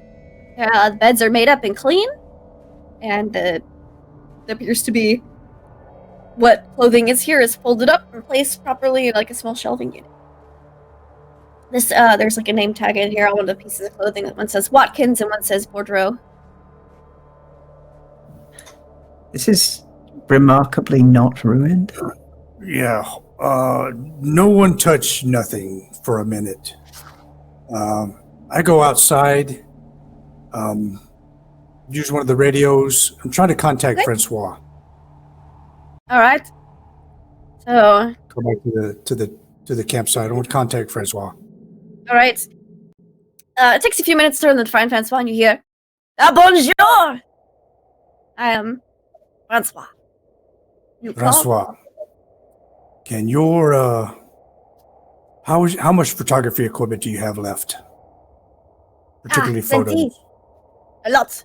I brought enough for weeks and months away in Antarctica. Any problems with your camera equipment working out here in this weather? No. I prepared accordingly. As Pierre Jean-Claude Van Damme instructed me to.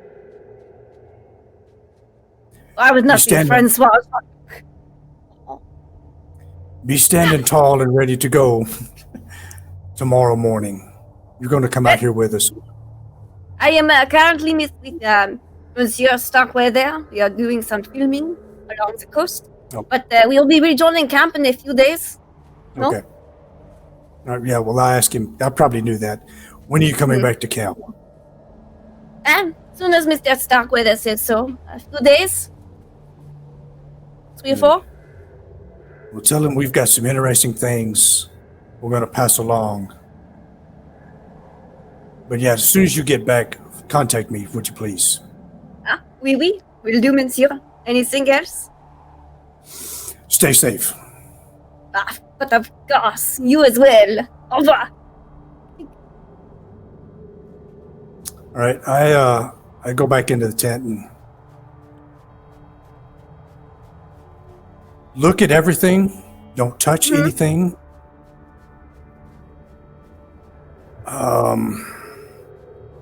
If you see something that looks interesting or suspicious, point it out. But I want to keep this tent exactly as it looks right now, for the time being. Could we have Baxter draw it, perhaps? That's a good idea. It's an excellent Just in case idea. it's disturbed in any of the other time in between now and when we have Francois here. Yeah. Why are we trying to preserve it? Does this not look strange to you? Compared with the other tents? No, it does. That's why shouldn't we be trying to find out why it looks so normal? We will, but I'm going to hold off on that for a moment. Perhaps once Baxter's drawn it, we can explore. Yeah, let's do that, but gently. Like I said, keep everything in its place. Very well. If you see something interesting or suspicious, point it out. We'll take a look at it gingerly, but I don't want anything to knocked over because this just doesn't add up. No, it certainly doesn't. Well, if we do find something, and Hayden's gonna go into there's a little tool belt, and I can hear sound effects. Is that? No, that's definitely construction. Okay. I don't know I'm where. going crazy. It's okay, I kept on having a moment with that earlier as well. I'm not hearing anything, man. What? Are you sure? Yeah, Maybe it's just in England. Oh my God. Yeah, maybe. Cthulhu's Construction everywhere in England, constantly. 12 a.m. Perfect time. We'll just live on fucking scaffolding. He's gonna go to his pocket and just a little tool belt. Then bring out some red tape. Okay. If you do find something, we can just tape it and know where it is exactly. Another excellent idea.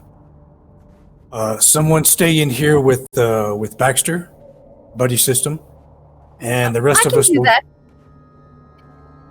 Oh yeah, That's what I'm here and the for. rest of us will Oh, yeah. move over to the third tent for the day. Mm-hmm. All right. That's an idea. So you guys open up the next tent. All right. Do you have tracking, Hunter? I have some. Let's see. Tracking. 35. Oh, can you give me a tracking roll, please? Roll. Okay, where am I looking? Outside the tent, inside, or what? Just around the tent. Around the tent. The next tent to uncover. 23. Just curious. Pass. With a pass? All right. So everyone else, this tent also appears like the first one to be crushed from the outside by heavy snowfall. However, you, Hunter, you're looking at this and you can see that the snow placement is not natural, that this tent has been deliberately covered by shoveled snow after being crushed. Deliberately covered. Yep. On which side? The wind side, non-wind side? Just the whole tent, just shoveled. Looks like whole someone tent. shoveled snow. So we're gonna have to dig into the snow to uncover to get inside the tent.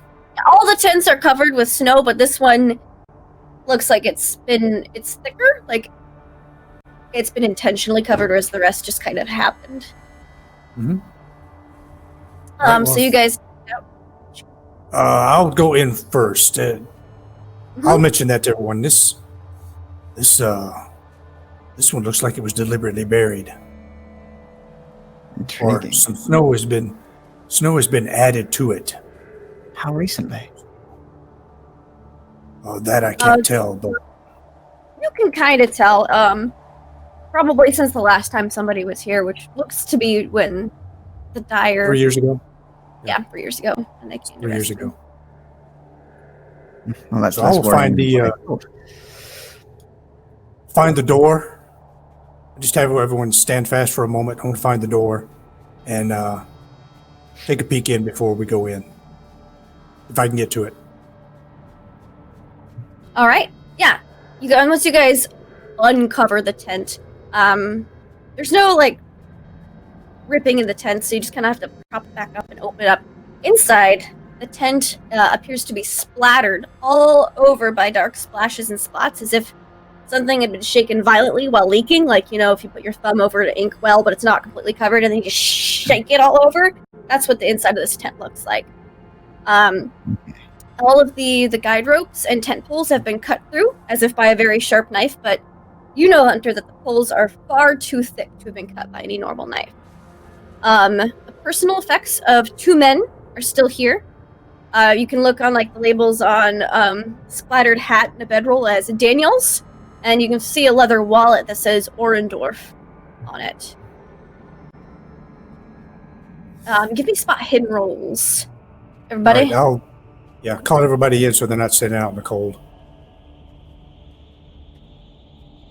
Mhm.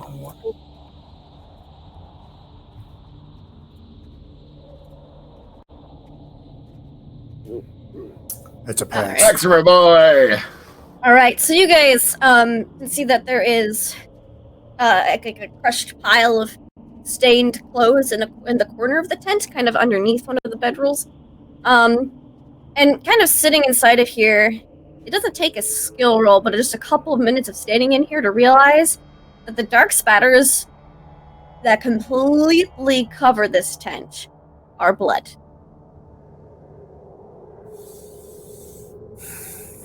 Doc, is that what I think it is? Give me a first aid or a medicine check, doctor.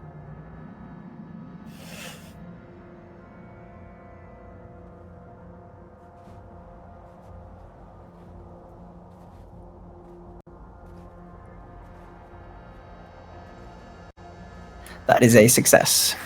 Okay, so you're looking at these. Some of these are for sure.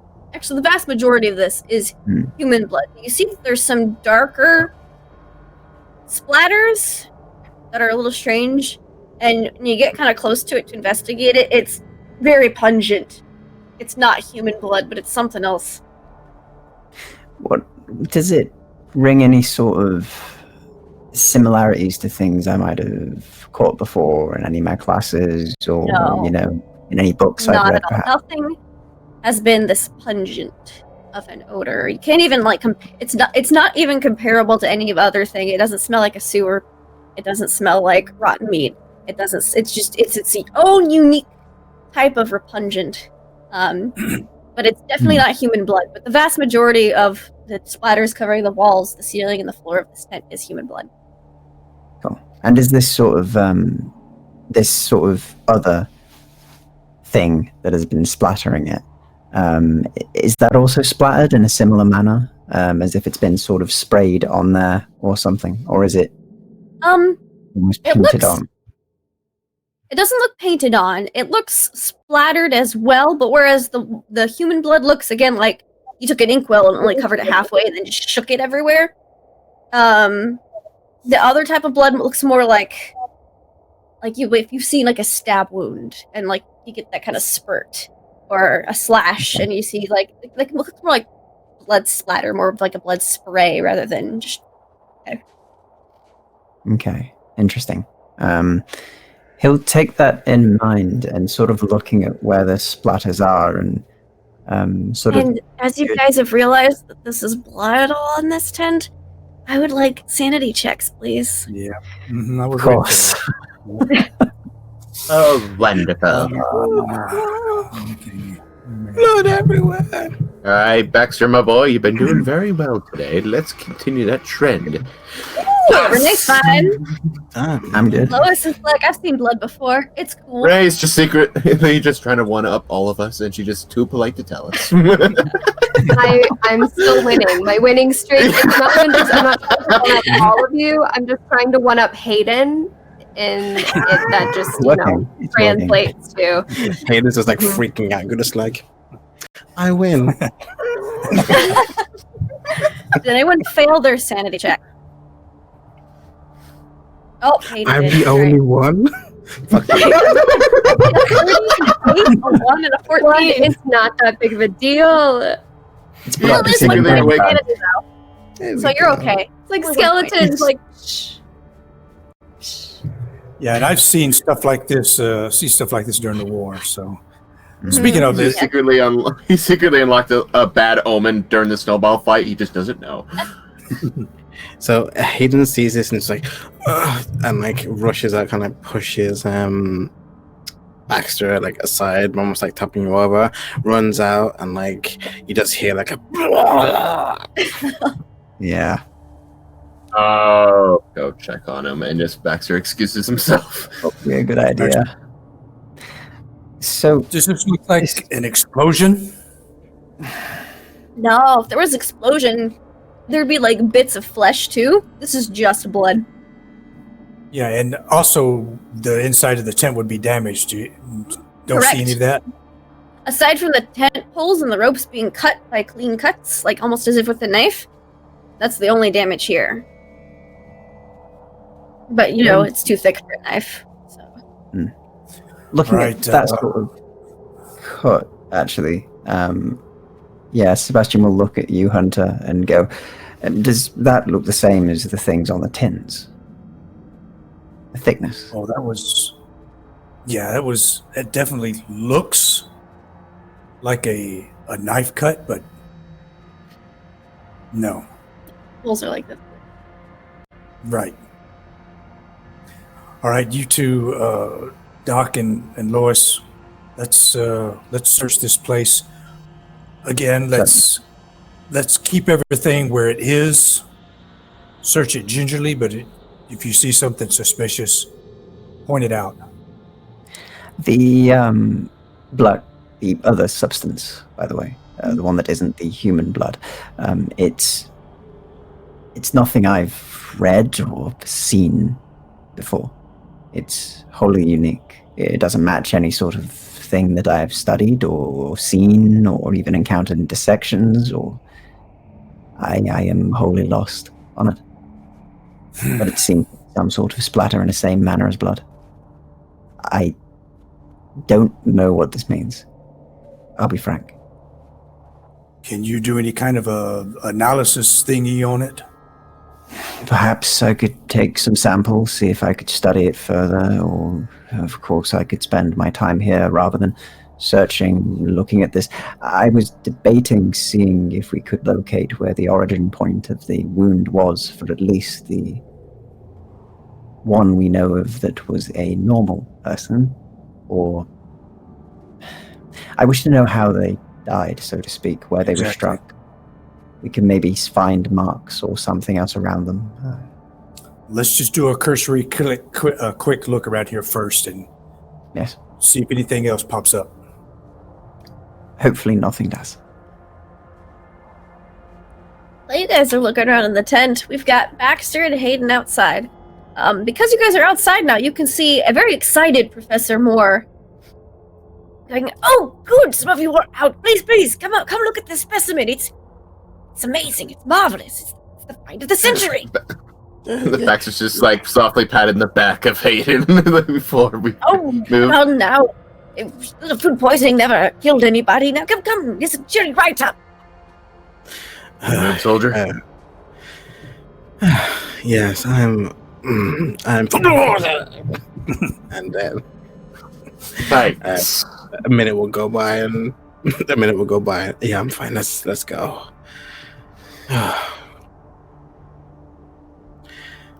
You know, let's not talk about it. I won't if you don't. Yes. All right, so you two walk up to the top of this hill, and you see that they have pulled out the thing that was inside of the ice hummock. The specimen that Professor Moore was thoroughly excited about the night before. This thing is currently it looks like it's being prepared to be taken to the biology tent. The one's kind of separated a little bit more because, as Professor Moore stated, well, sometimes things do tend to have a bit of an odor as, they thaw out a bit. And the thing you see in front of you, Professor Moore's just like, this isn't a plant, this is, I don't know what it is, but they lied. Why would they lie in the report? This is the find of the century. Marvelous, absolutely brilliant. And you see about an 8-foot creature has been dragged out from the ice. It's got a very large barrel-shaped body. Tentacles kind of coming off of it. Its head, if it could be called a head, is that in the shape of like a starfish, but it's massive. It's about 2 or 3 feet wide. Its feet, if they can be called feet, are kind of like, almost like bird tracks. They're kind of triangle-shaped in a way, but just all wrong. And it's got a set of kind of partially broken off wings sticking out of it. And upon seeing this creature, I would like you to roll me a sanity check. Nice. No wonder he's bringing people to come see it. Look at this. Look. Look at this thing I found.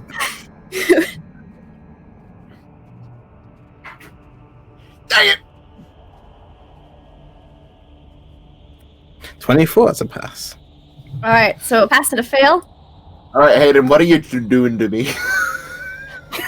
You chose to come. You're not supposed to pass the Dark Omen. All right, so Crumpler, Baxter's gonna take 7 points of sanity loss, which is a temporary sanity. Your temporary sanity is you have to draw this thing. This is it's almost cartoonish in its proportions, and you're fascinated by it. How did this thing even move? Like, this doesn't look like a plant. What? It's just, you're fascinated with it. You're enthralled. Hayden, you passed, so you're only gonna take 4 points of sanity loss. My, it's quite beautiful, isn't it? It's absolutely exquisite. It's strange. It's the find of the century. You should go get the others, and they have to. Well, so excited to share it. I should, yeah. Lois and Nana will probably love this. Yeah, Especially go ahead, Nana. Hayden. You're okay. It's Go. great You in can the go get them. We're about to take it to the biology tent. You should tell them to go visit it after dinner. Yes, I will. And Hayden will kind of go over and kind of gingerly put his hand near it and look it over. Uh-huh. Hayden, you're in the way of the shot. Oh, I'm sorry. Is it? It's. This thing appears to have been partially dissected already. This is weird, though. Does it remind me of the coin? No. No. Okay. Cool. So now you mentioned a squiddy kind of head and tentacles. Yeah, it's more like arm, little 4 little arm tentacles. But they don't have suction cups or anything. They're just almost like little snakes. And got a star-shaped head. That's flat. It's not like a star facing this way. It's a star facing this way. So some kind of prehistoric creature. Perhaps they called it a plant in the report. I don't know why. This is obviously not a plant. I mean, look, it's been partially dissected already. This must have been a specimen. Specimen Percy wasn't quite finished yet, but moved on to another one.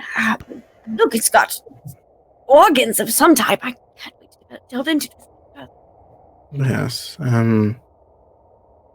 It's definitely disconcerting. Interesting, yes, but well, I'll go tell the others to come have a look. Right, we'll do that. We're winding near the end of the day anyways. Let's have a good look before dinner. I will, and I'll go over and how's it going over here?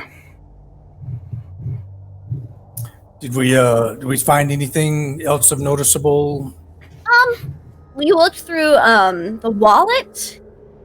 You there's still money inside. Nothing appears to be missing from here. It's just all covered up. So everything's soaked in blood. All right, just help Sebastian get that sample as much as he can get without disturbing anything. Yeah, definitely gonna get that sample.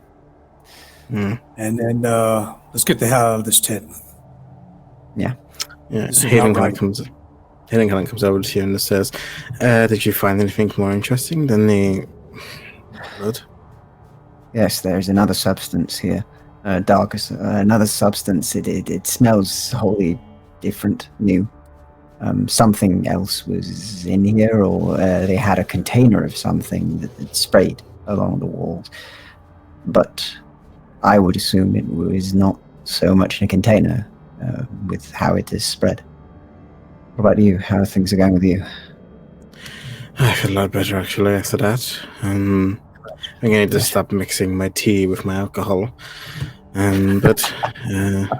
Yes.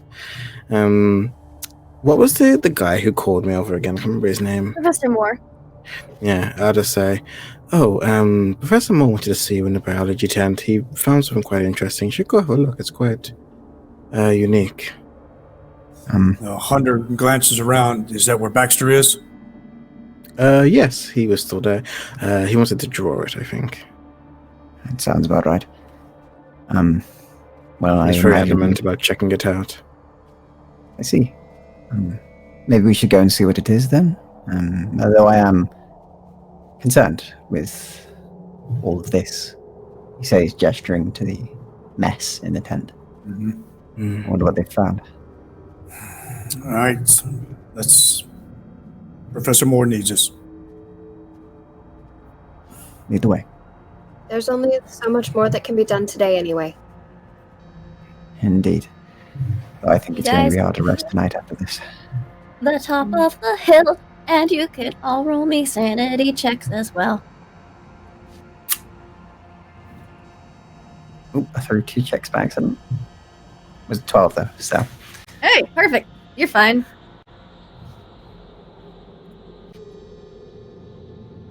Yeah, 2 of you guys are fine. So, Sebastian, you only lose 2. Hunter, you only lose 1. But, Renee is an 88 pass? No. Okay, you're gonna lose 6 points of sanity. Ooh. Welcome to the club. The All right, so insane just- club. It's not in the tent? It's still outside the tent, or? They're preparing to drag, they're like loading it onto a sled. The dogs won't come anywhere near this. So they're loading it onto like a hand drag sled to load it, to bring it to the biology tent. What the hell is that? This is My not- hand goes to Find my of the knife. century, my good man. My hand goes to my knife. Yeah, Sebastian's going to stare at it as well and be like, before you drag that away, may we inspect it? We're bringing it to the biology tent so that anyone can. Brilliant, I'm inspecting it now. He says as he'll go over and take a look anyway. And we'll Okay. essentially go and have a look if he can see any.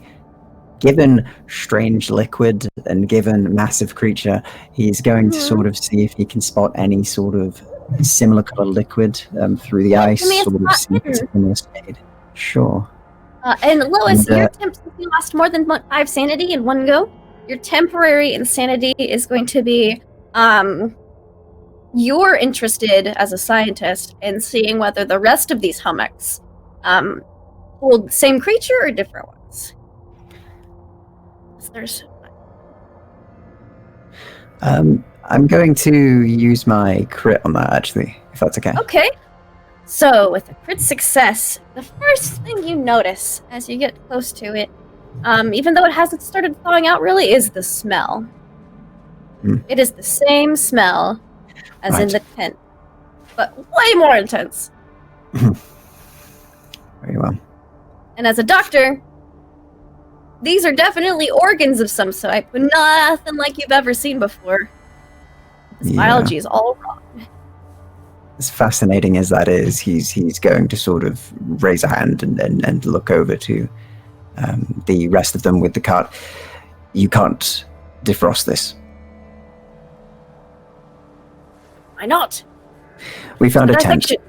There was a mess inside of it, human blood mixed with another liquid that had sprayed onto the tent itself as if there was some sort of conflict. That other liquid smelt a very particular way, one that I haven't encountered before in all of my medical past. This creature is the same scent. I believe that whatever was happening, whatever is here, and whatever disaster befell them is related to this find.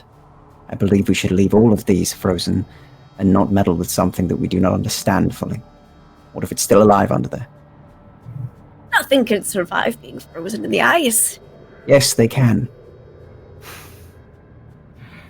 But it has its organs all splayed about. Despite that, I believe we should put safety first. We don't wish to follow in the footsteps of the last expedition, do we? All right, we'll drag it over to the dissection tent, but we won't set the heaters up. Keep it cold. Nothing is really able ever to... I mean, not these temperatures. This We fossil is don't know ancient. this creature. It could survive in such a way. Maybe... I'm saying that we should perhaps not meddle in such an unsafe manner. We will exercise caution and keep it frozen. We won't put I'm the sure heaters the in the others dice. did before this. The others, when in the reports, they said that this was a type of plant, which is the most inaccurate observation I can imagine. Yes, it is very inaccurate. Those organs are definitely not of a plant. We will bring What it. is Lois's condition? I'm looking at everyone. Oh, she is not paying attention to anything else that is going on and is just like hopping like back and forth between all of these and like crouching down and then getting up, kind of muttering to herself, moving to another and like crouching down and then doing the same, like just again and again. You can even climb up to the top of these. Just slope up. And what about Lena? Lena is just writing down some notes. She's looking around and taking notes, and she's talking with Lois a little bit as Lois is hopping around. They look like scientist nerds, excited about a discovery. Them nerds. What is this? It's from the pre-Jurassic era, based on the condition of the ice in the surrounding area. What the hell does that mean? What is it? Well, that's why we were to discover. It's obviously the 9th century. Oh, whatever the Mr. Dyer came for, they wanted to keep it hidden. They took samples back to the Miskatonic University as we have a piece of this, and he kind of holds up a piece of the head of the creature. It kind of looks almost leaf-like in the fact that it gets very thin near the edges. We have a sample of this back at the university, and you've seen a piece of that at the university, Lois. It's in like a little glass case, very carefully preserved. As a sample of the plant, as they weren't able to take anything with them in the aircraft, but a few small samples. They left the rest of it here. I would like to examine it further and discover exactly what this creature was and what it was capable of. What exact error it was. I'm sure we'll find even more answers once we get into the ice cave that Lake had originally pulled these specimens out of. What preventative measures are you using in your tents when handling such specimens? Well, obviously we keep everything clean, sterile. Usually have the heat ups that we can dissect it. If you recommend these stay cold, we will keep them cold and simply just use the electric ice heaters in whatever small area we're working in. It will work slightly better, though I'm still against the idea of getting them out in any manner. Do you have anything to stop any sort of disease that you might release from these things getting to you? Anything to ventilate the air, or... We have the tent has good ventilation, as you don't want anything, getting contained and contaminated. Sometimes do you have masks at all? Yes, we do have oxygen masks. Mm-hmm. I would suggest using them if you do go to this, though. Hunter, you are in charge of the safety of this expedition, are you not? Sir, speaking to Professor Moore, I want Sebastian and Lena take charge of this. I point at it with my knife, which I have now drawn. Okay. This is why the sabotage happened. This is why everybody got those notes. This is why, what's his name was kidnapped. This is why Douglas was killed. Agreed on that. It's a bit of a far stretch, wouldn't you say?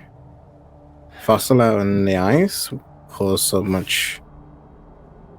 I mean, it's more plausible that people seeking revenge for past misadventures during other expeditions rather than some unknown, non-informed cache of information frozen in the ice. How could anyone else know about it?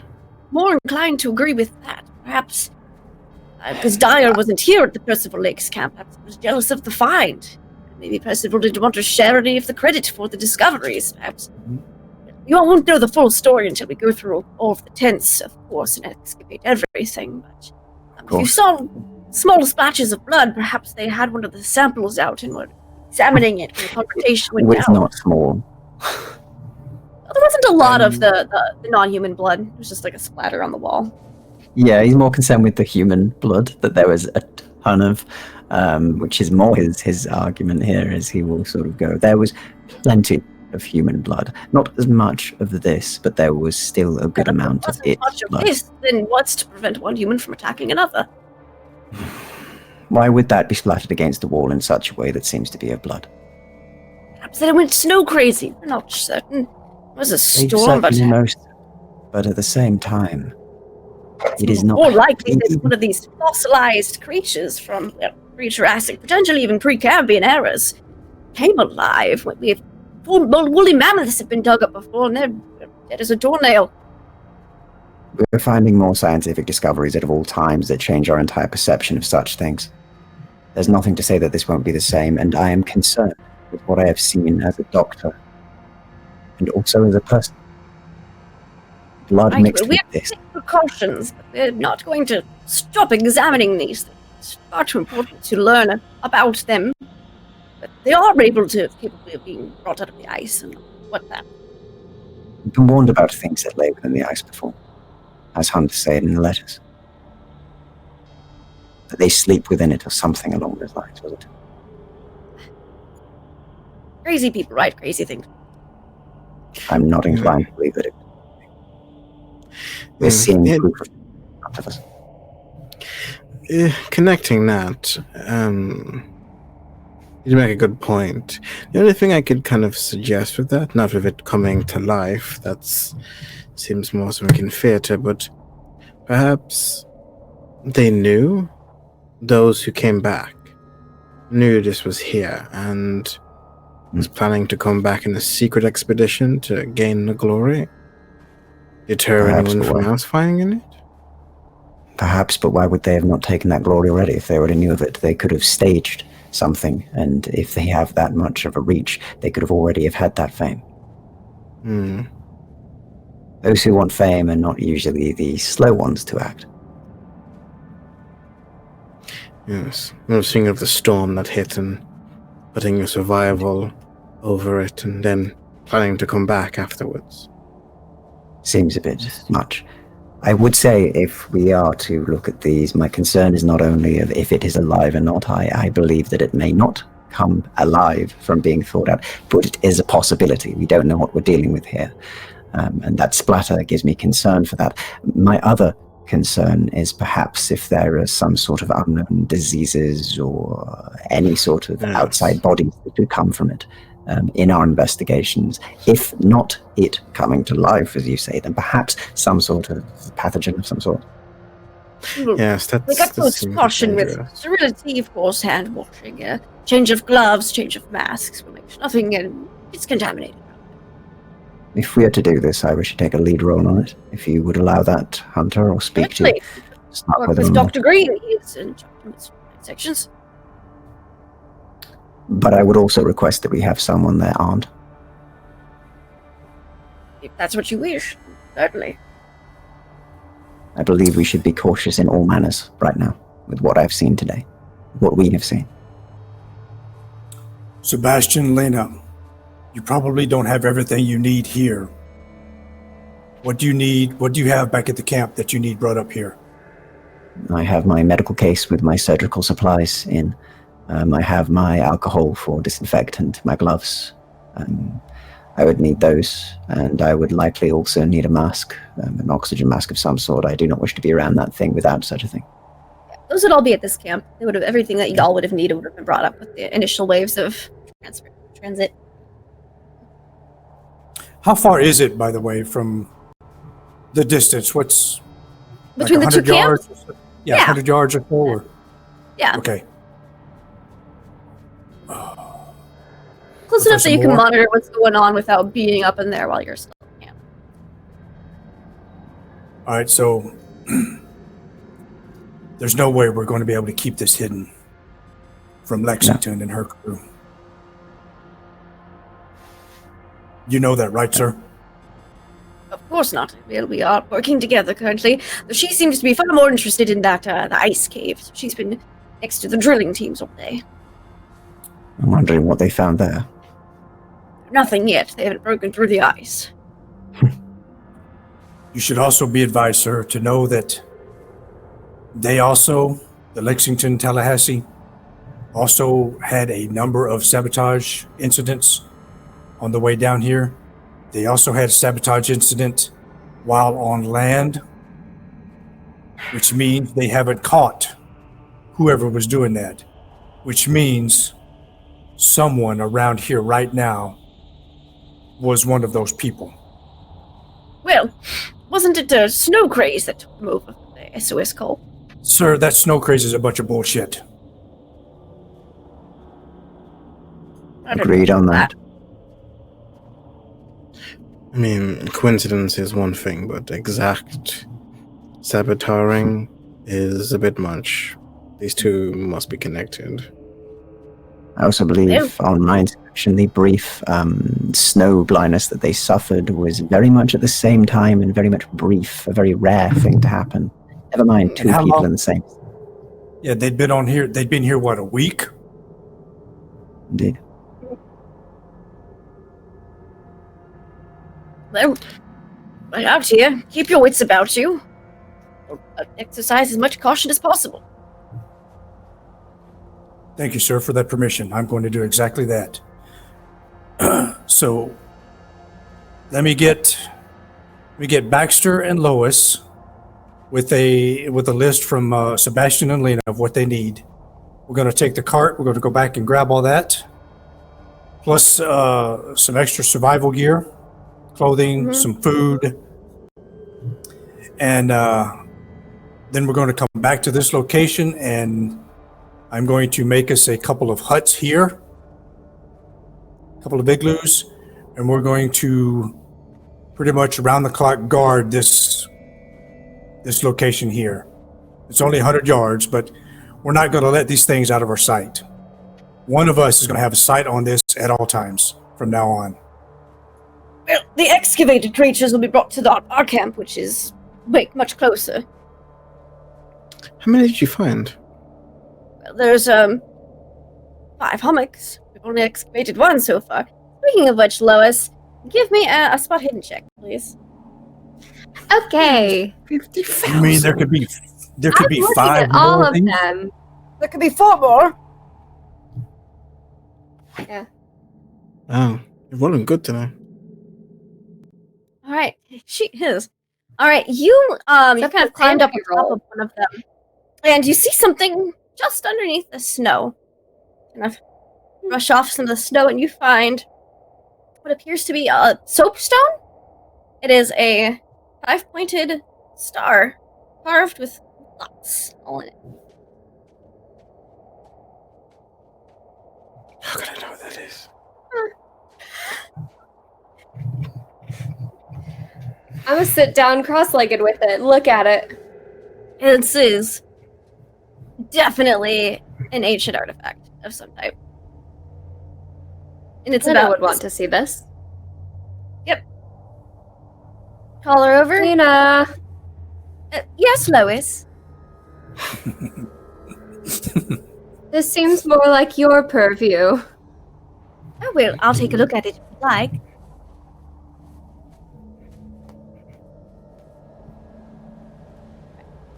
She'll take a look at it. I don't know exactly what my archaeological score is, but I'm pretty sure that's a success, so definitely an artifact of some kind. I have to take some more studying with it. Perhaps it came from the cave, like what the specimens did, as according to Mr. Lake's report. So I should definitely have to study this. These markings are very intriguing. Maybe some kind of pattern, perhaps? Some kind of indicator of age or location? I'll have to spend some more time with it to see. It's a fascinating find. Soapstone. A bit soft for this area, but intriguing I just nonetheless. saw it. Well, thank you for showing it to me, Lois. I could put it in the archaeological. Unless you prefer us to keep it in our igloo.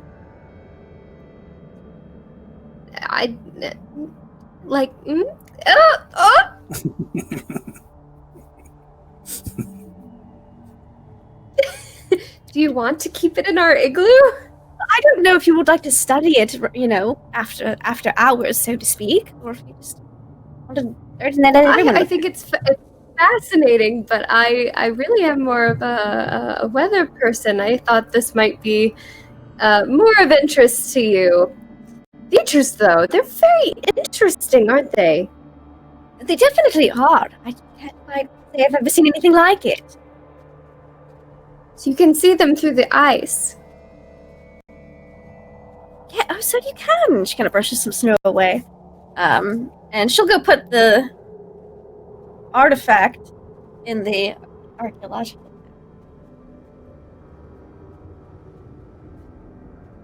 Thanks, I hate it.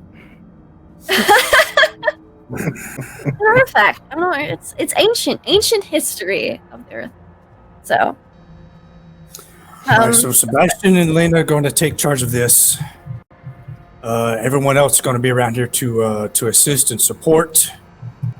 Whatever you need, let us know. I'm definitely going to keep an eye on these to make sure no one gets close to bother with them. It might be more efficient to just put a perimeter around the campus at night rather than Yes. separating from the main vocal group. Well, like I said, sir, those whoever was sabotaging the Lexington party is still out there. Yes. Which is why it might be a better idea to see if anyone's skulking about camp rather than putting yourself off alone, even with a buddy system in place. It's easier to spot someone coming up in here when there's fewer people. All right, well, if you'd like, at least come eat some dinner. I'll go get dinner and have it brought out here for everyone. So, who is going back to camp and who's staying out here with no shelter?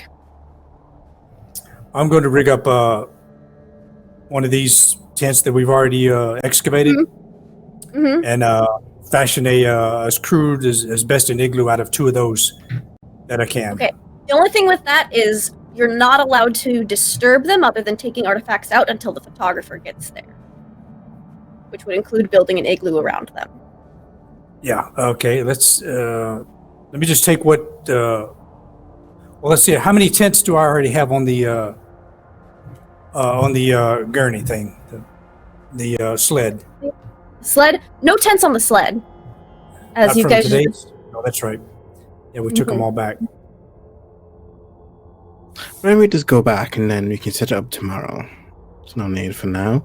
It's You can frozen easily in set up ice. kind of like an outpost halfway between the two, but you would be out of eye shot from between the camp and the other camp without shelter. Okay, so Or I thought it no was- shelter. we're not flat land here then? It's It's enough of a bit of a roll because it's slightly rolling, and all the snow hummocks, and you guys have been digging and excavating, so there's heaps and piles of snow all around. okay. How long does my obsession last? Oh, it's not too long. By the time they're done talking, like with more, you're done. You're kind of just like, this is really interesting. And as soon as Baxter's done I'm sketching done. his as well. Like, anyway. Take it as such. Mm-hmm. All right, so I will pull Sebastian and Lena. As much as I want to stay out here and guard this thing, whatever the hell it is, yeah, I think we need to have one more night back at main camp, and then give me some time the next day to set us up something stronger and properly out here closer to The uncovered whatever the hell specimen it is. is being brought back to your camp, just to the biology camp. So everything else is still heaped up in ice and snow. I still believe that defrosting this thing and inspecting it is a mistake without us knowing more about it. But if we have to do it, I will at least read that. Yeah, I agree, especially since I don't know what it is. Neither do I, and that's what. I've been to many countries, I've seen many beasts. I do not know what that is. And the organs are all very different and not like anything I've read on. There's so many unknowns with this thing. I don't believe we're making the right choice allowing this to happen. I'm with you there. Lena, Yes? anything to add on here? Well, I think it's quite silly to think that something could come alive out of the snow. I mean, look at it. It's all cut up and cut open. And It's about all the unknown and what else could happen with us defrosting and cutting up a creature that we have no idea about. Not just that. I suppose there's always risks in archaeological digs, but I don't think that this creature is perhaps the largest one. We still need to uncover the rest of the tents. Perhaps we'll be able to find some more evidence of what actually happened. I feel like we don't have the entire picture here. I have enough of one to be concerned. Well, let's just get back to the camp and we can discuss a bit more then, perhaps after we've done some more digging in the morning. That sounds like a great idea. Jump to conclusions, but caution is good. Good question, Lindy. Has that like shadow come back again? The mountain? Yeah. No, it's as the sun has kind of gone the other way, it's receded back towards the mountain line. Okay. It's Don't know if it came like every. I don't know if it came like every time. Okay. Yeah. Once a day. It creeps out. Then it goes. Is there ever a point of time when there's some sunlight shining on our side of the those mountains where we can see? Yes, that's most of the day. That's like most of the day, and then it just hits a point because the sun never fully sets. It just the mountains are so tall that when it's at its lowest at the other side of the sky, that a shadow is cast by the mountains. Whenever that shadow is like cast like it was the first time, Hayden will kind of be there, just like looking at the mountain.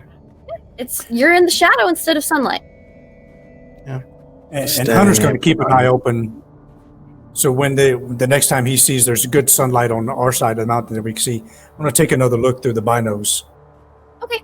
And just All right. just try to get a better gauge of range and such on them. All right. But yeah, we go back to the camp, haul everything back, make sure Baxter's got the drawings that we needed. Yep. The routine is normal. You guys are able to get your stuff unloaded, get everything taken care of. You do notice, however, there's been like Lexington and Moore both make like a nightly report on the worldwide broadcast because people are dying to know what's happening in Antarctica. But you notice after the reports, a couple like after dinner, like the reports happen, then dinner.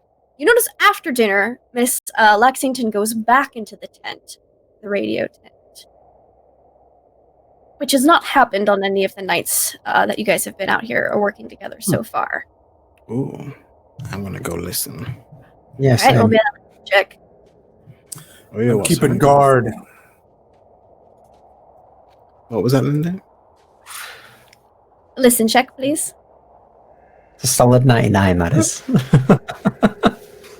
13. That's You succeed. extreme. All right. So, Do you with your think- Pardon? Do you hear construction? Always. I hear everything. So, Hayden, as you kind of like, you go around to the back flap of the tent, because you see kind of like two of her guys kind of standing out the front to give her privacy. You guys go to the back flap of the tent, put your ears against it. You can't hear anything but your food's settling in your stomach. Like you're like, oh man, Pemmican's a little heavy, Sebastian. But Hayden, you hear Miss Lexington connecting on the radio as somebody and speaking back and forth to somebody in German.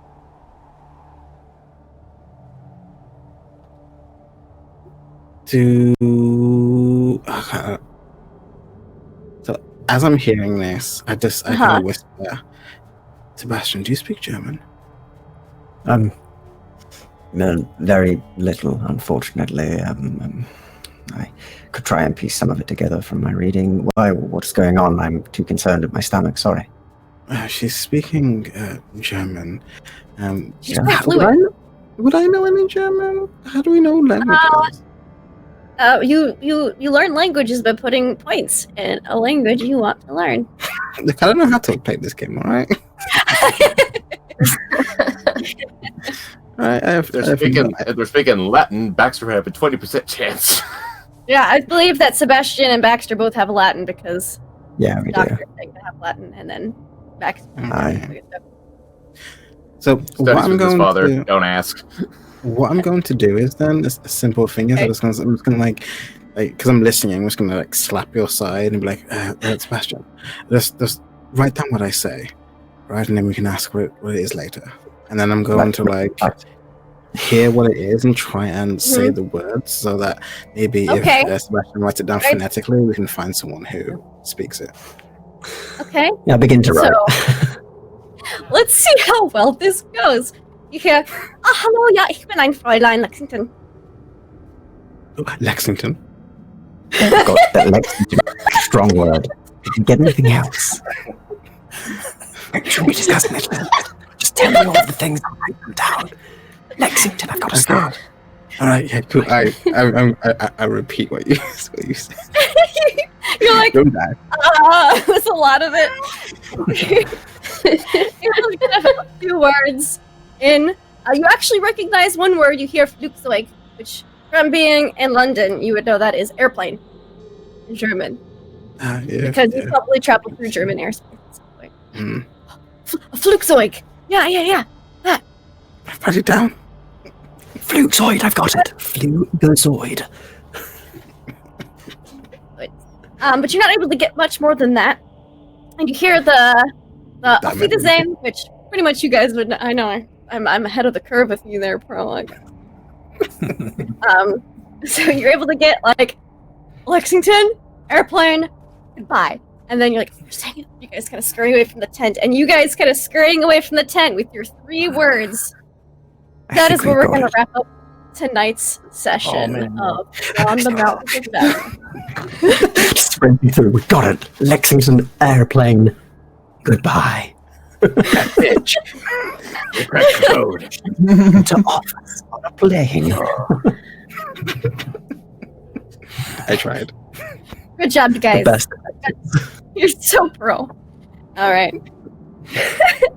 So we're going to wrap up there. Let's go around and say who we are, where we can find you on the internet, and what your favorite moment from today's game was. We're going to start with our lovely Renee, our lovely Lois. Hi, I'm Renee, and I played Lois, and Lois is struggling a little bit right now, this session, for the first time. But I did love rolling 2 critical successes in this game. Which is amazing. That's really amazing. Like, that's...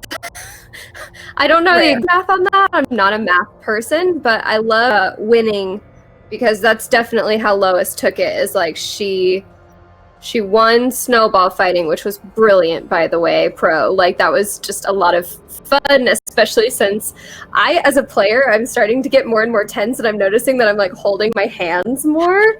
So the snowball fight was, like, a good kind of, like, de-stressor moment. And then, like, just, like, progressively from there, trying to, like, one-up Hayden. I'm loving seeing those relationships kind of continue to develop. I personally am Renee. You can find me at Twitter at RayDNR or around on my other podcast and streams. My podcast, Fate and the Fable Maidens, is a family-friendly actual play podcast, and it can be found at fatefmcast.com or at fatefmcast across social media, and I make that with some of my dearest friends in the world, so I really love it. It's family friendly, so very different from this game. But then I'm also on streams on Nerd Immersion, playing Rise of Tiamat on Monday nights, here on Tuesdays playing Call of Cthulhu, and then Wednesdays over on Scraticus Academy, storytelling a game of Weave with a playset I wrote called Dynama. So I have a lot of fun, I'm around in the community, and I hope you can check some of it out. Awesome. Yes, I definitely feel you with the Cthulhu stress. I have much less of it when I'm DMing, which is amazing. But for the past almost 3 years as a player, it's been like man, when I played Little Old Lady and I could just stress in it, it was the best. I was like, so over there. Let's go down to our fantastic artist who has drawn a. Let me tell you now, so you don't have to wait till next week. It is an immaculate, almost exact drawing of this thing you found in the snow. So, like, some of your best work yet. You definitely should share that with the world. So, how are you, Crumpler? I'm doing good. As you said, I am Crumpler C4, and gosh, you kind of called out my favorite moment. It's just the idea we're just Baxter just picturing this picture and just must art, just moment. And even though it's like, I know I didn't do my voice, but kind of like in character, just him spiting at Hayden, like, you're in the shot!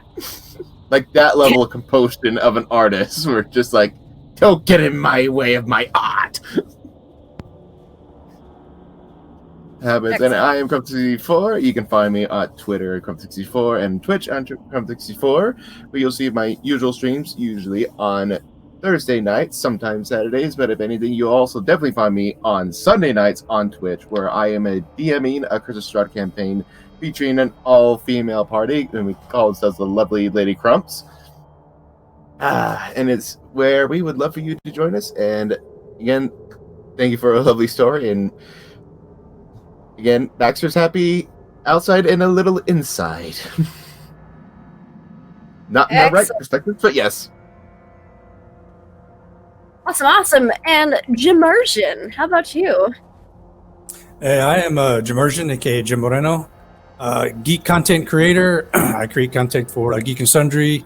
I publish through Patreon, my Twitch channel, and my YouTube channels. I am the struggling survivalist here. I could do some things, but now we're starting to get out of my realm of what the hell's going on. So I'm interested to see how that's going to play out between him and everyone else. You can find me all over the internet. I am right now in the process of transferring some Meat Space notes for a Dungeons and Dragons 5th edition intro class that I teach down at my local FLGS, and I'm going to be teaching that through my Twitch channel here, hopefully launching it next month. So you have anyone who wants to learn how to play D&D 5th edition, you want to learn how to play it, keep an eye on my Twitter, my Twitch channel for when that launches, and you're welcome to join. Sign up and learn how to play. Get grouped in with people like this and some other games. There's just no other fun is like this. Awesome. Roll Restarter. Yeah, super fun. Super great. Enjoyed today's session. Highlight was the snowball fight. which was super fun, and the spy games at the tent. It was a good highlight. Where that nice little Germany slipped in there. Perhaps we're going to be playing some Raiders of the Lost Ark. With some of that shenanigans, who knows? It was super fun. But yeah, thank you for having me. I am Pro Restarter. You can catch me on Twitch, Twitter, YouTube, and Instagram, all under the same name. I do a slew of stuff. Check out my pinned tweet on my Twitter at Pro Restarter. Thank you for having me. I look forward to more shenanigans next week. Excellent. Yeah, I didn't actually know if your character spoke, or any character spoke any German at all, but I will remind you Should have guys. lied. Damn it. There is that Barsmeyer Falcon expedition, which you guys know is from Germany. That's also wandering around Antarctica somewhere here. So just throw that out as a casual reminder for next week. Last but most certainly not least, we have a Holotale. Yeah, thanks again. Brilliant as always. It's been a blast playing with you all. I'm a Holotale. You can find me on YouTube at a Holotale, where I do RPG breakdowns, tips and tricks, and analysis videos. I've got another one in the works on backstories, so that should be fun. Going to be looking at both sides of that and see the benefits of them, and also for people who do really like ones and kind of explore that a little bit. And yeah, aside from that, I'm on Twitter at a Holotale, and I'm always willing to chat about any RPGs or anything that you're doing. So let me know if you want to talk about anything. And again, thank you very much. You'll find me on here every Tuesday. Awesome. Super spiffy. But yeah, I'm Lindy. You can find me online at Laugh Love Lindy. I'm the keeper for here, which is super duper fun. This is a fantastic group.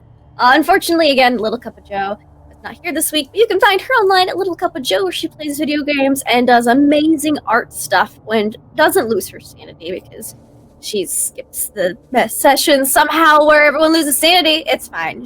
She'll make up for it later. She's got a journal she's reading that I'm sure won't cost her any sanity at all. But yeah, you can find me online pretty much everywhere, Laugh Love Lindy. And if you like spooky stuff, you should check out my channel in an hour where I'm DMing Mists of Ravenloft. My characters are currently going through Night of the Walking Dead, and they are in town and stuff's about to go south for them. Kind of like this group. It's great. I love this just downhill slope that all of my groups are on right now. Just brings me such joy. My favorite part tonight was just everybody kind of freaking out as like each tent's uncovered, like what's going to be in this one, and then you guys just discovering things, and then also throwing poor Pro under the bus with the you just left because you failed the tent with the sanity check. Come look at this thing I pulled out of the ice. So just fun stuff. But yeah, unfortunately, there's no World Tree Burns tonight because people have the plague and are ill. So we are the last stream for today, but definitely check this out on YouTube if you want to catch up on the previous episodes that are much more enjoyable and happy, as they won Call of Cthulhu in those, right, guys? Smooches and ice. Smooches and ice. And yeah, we will be back next week for, definitely smooches and a hell of a lot more ice, as things are going to get even more thicker and convoluted than they already are. But we will bid you adieu for now. Farewell. Later.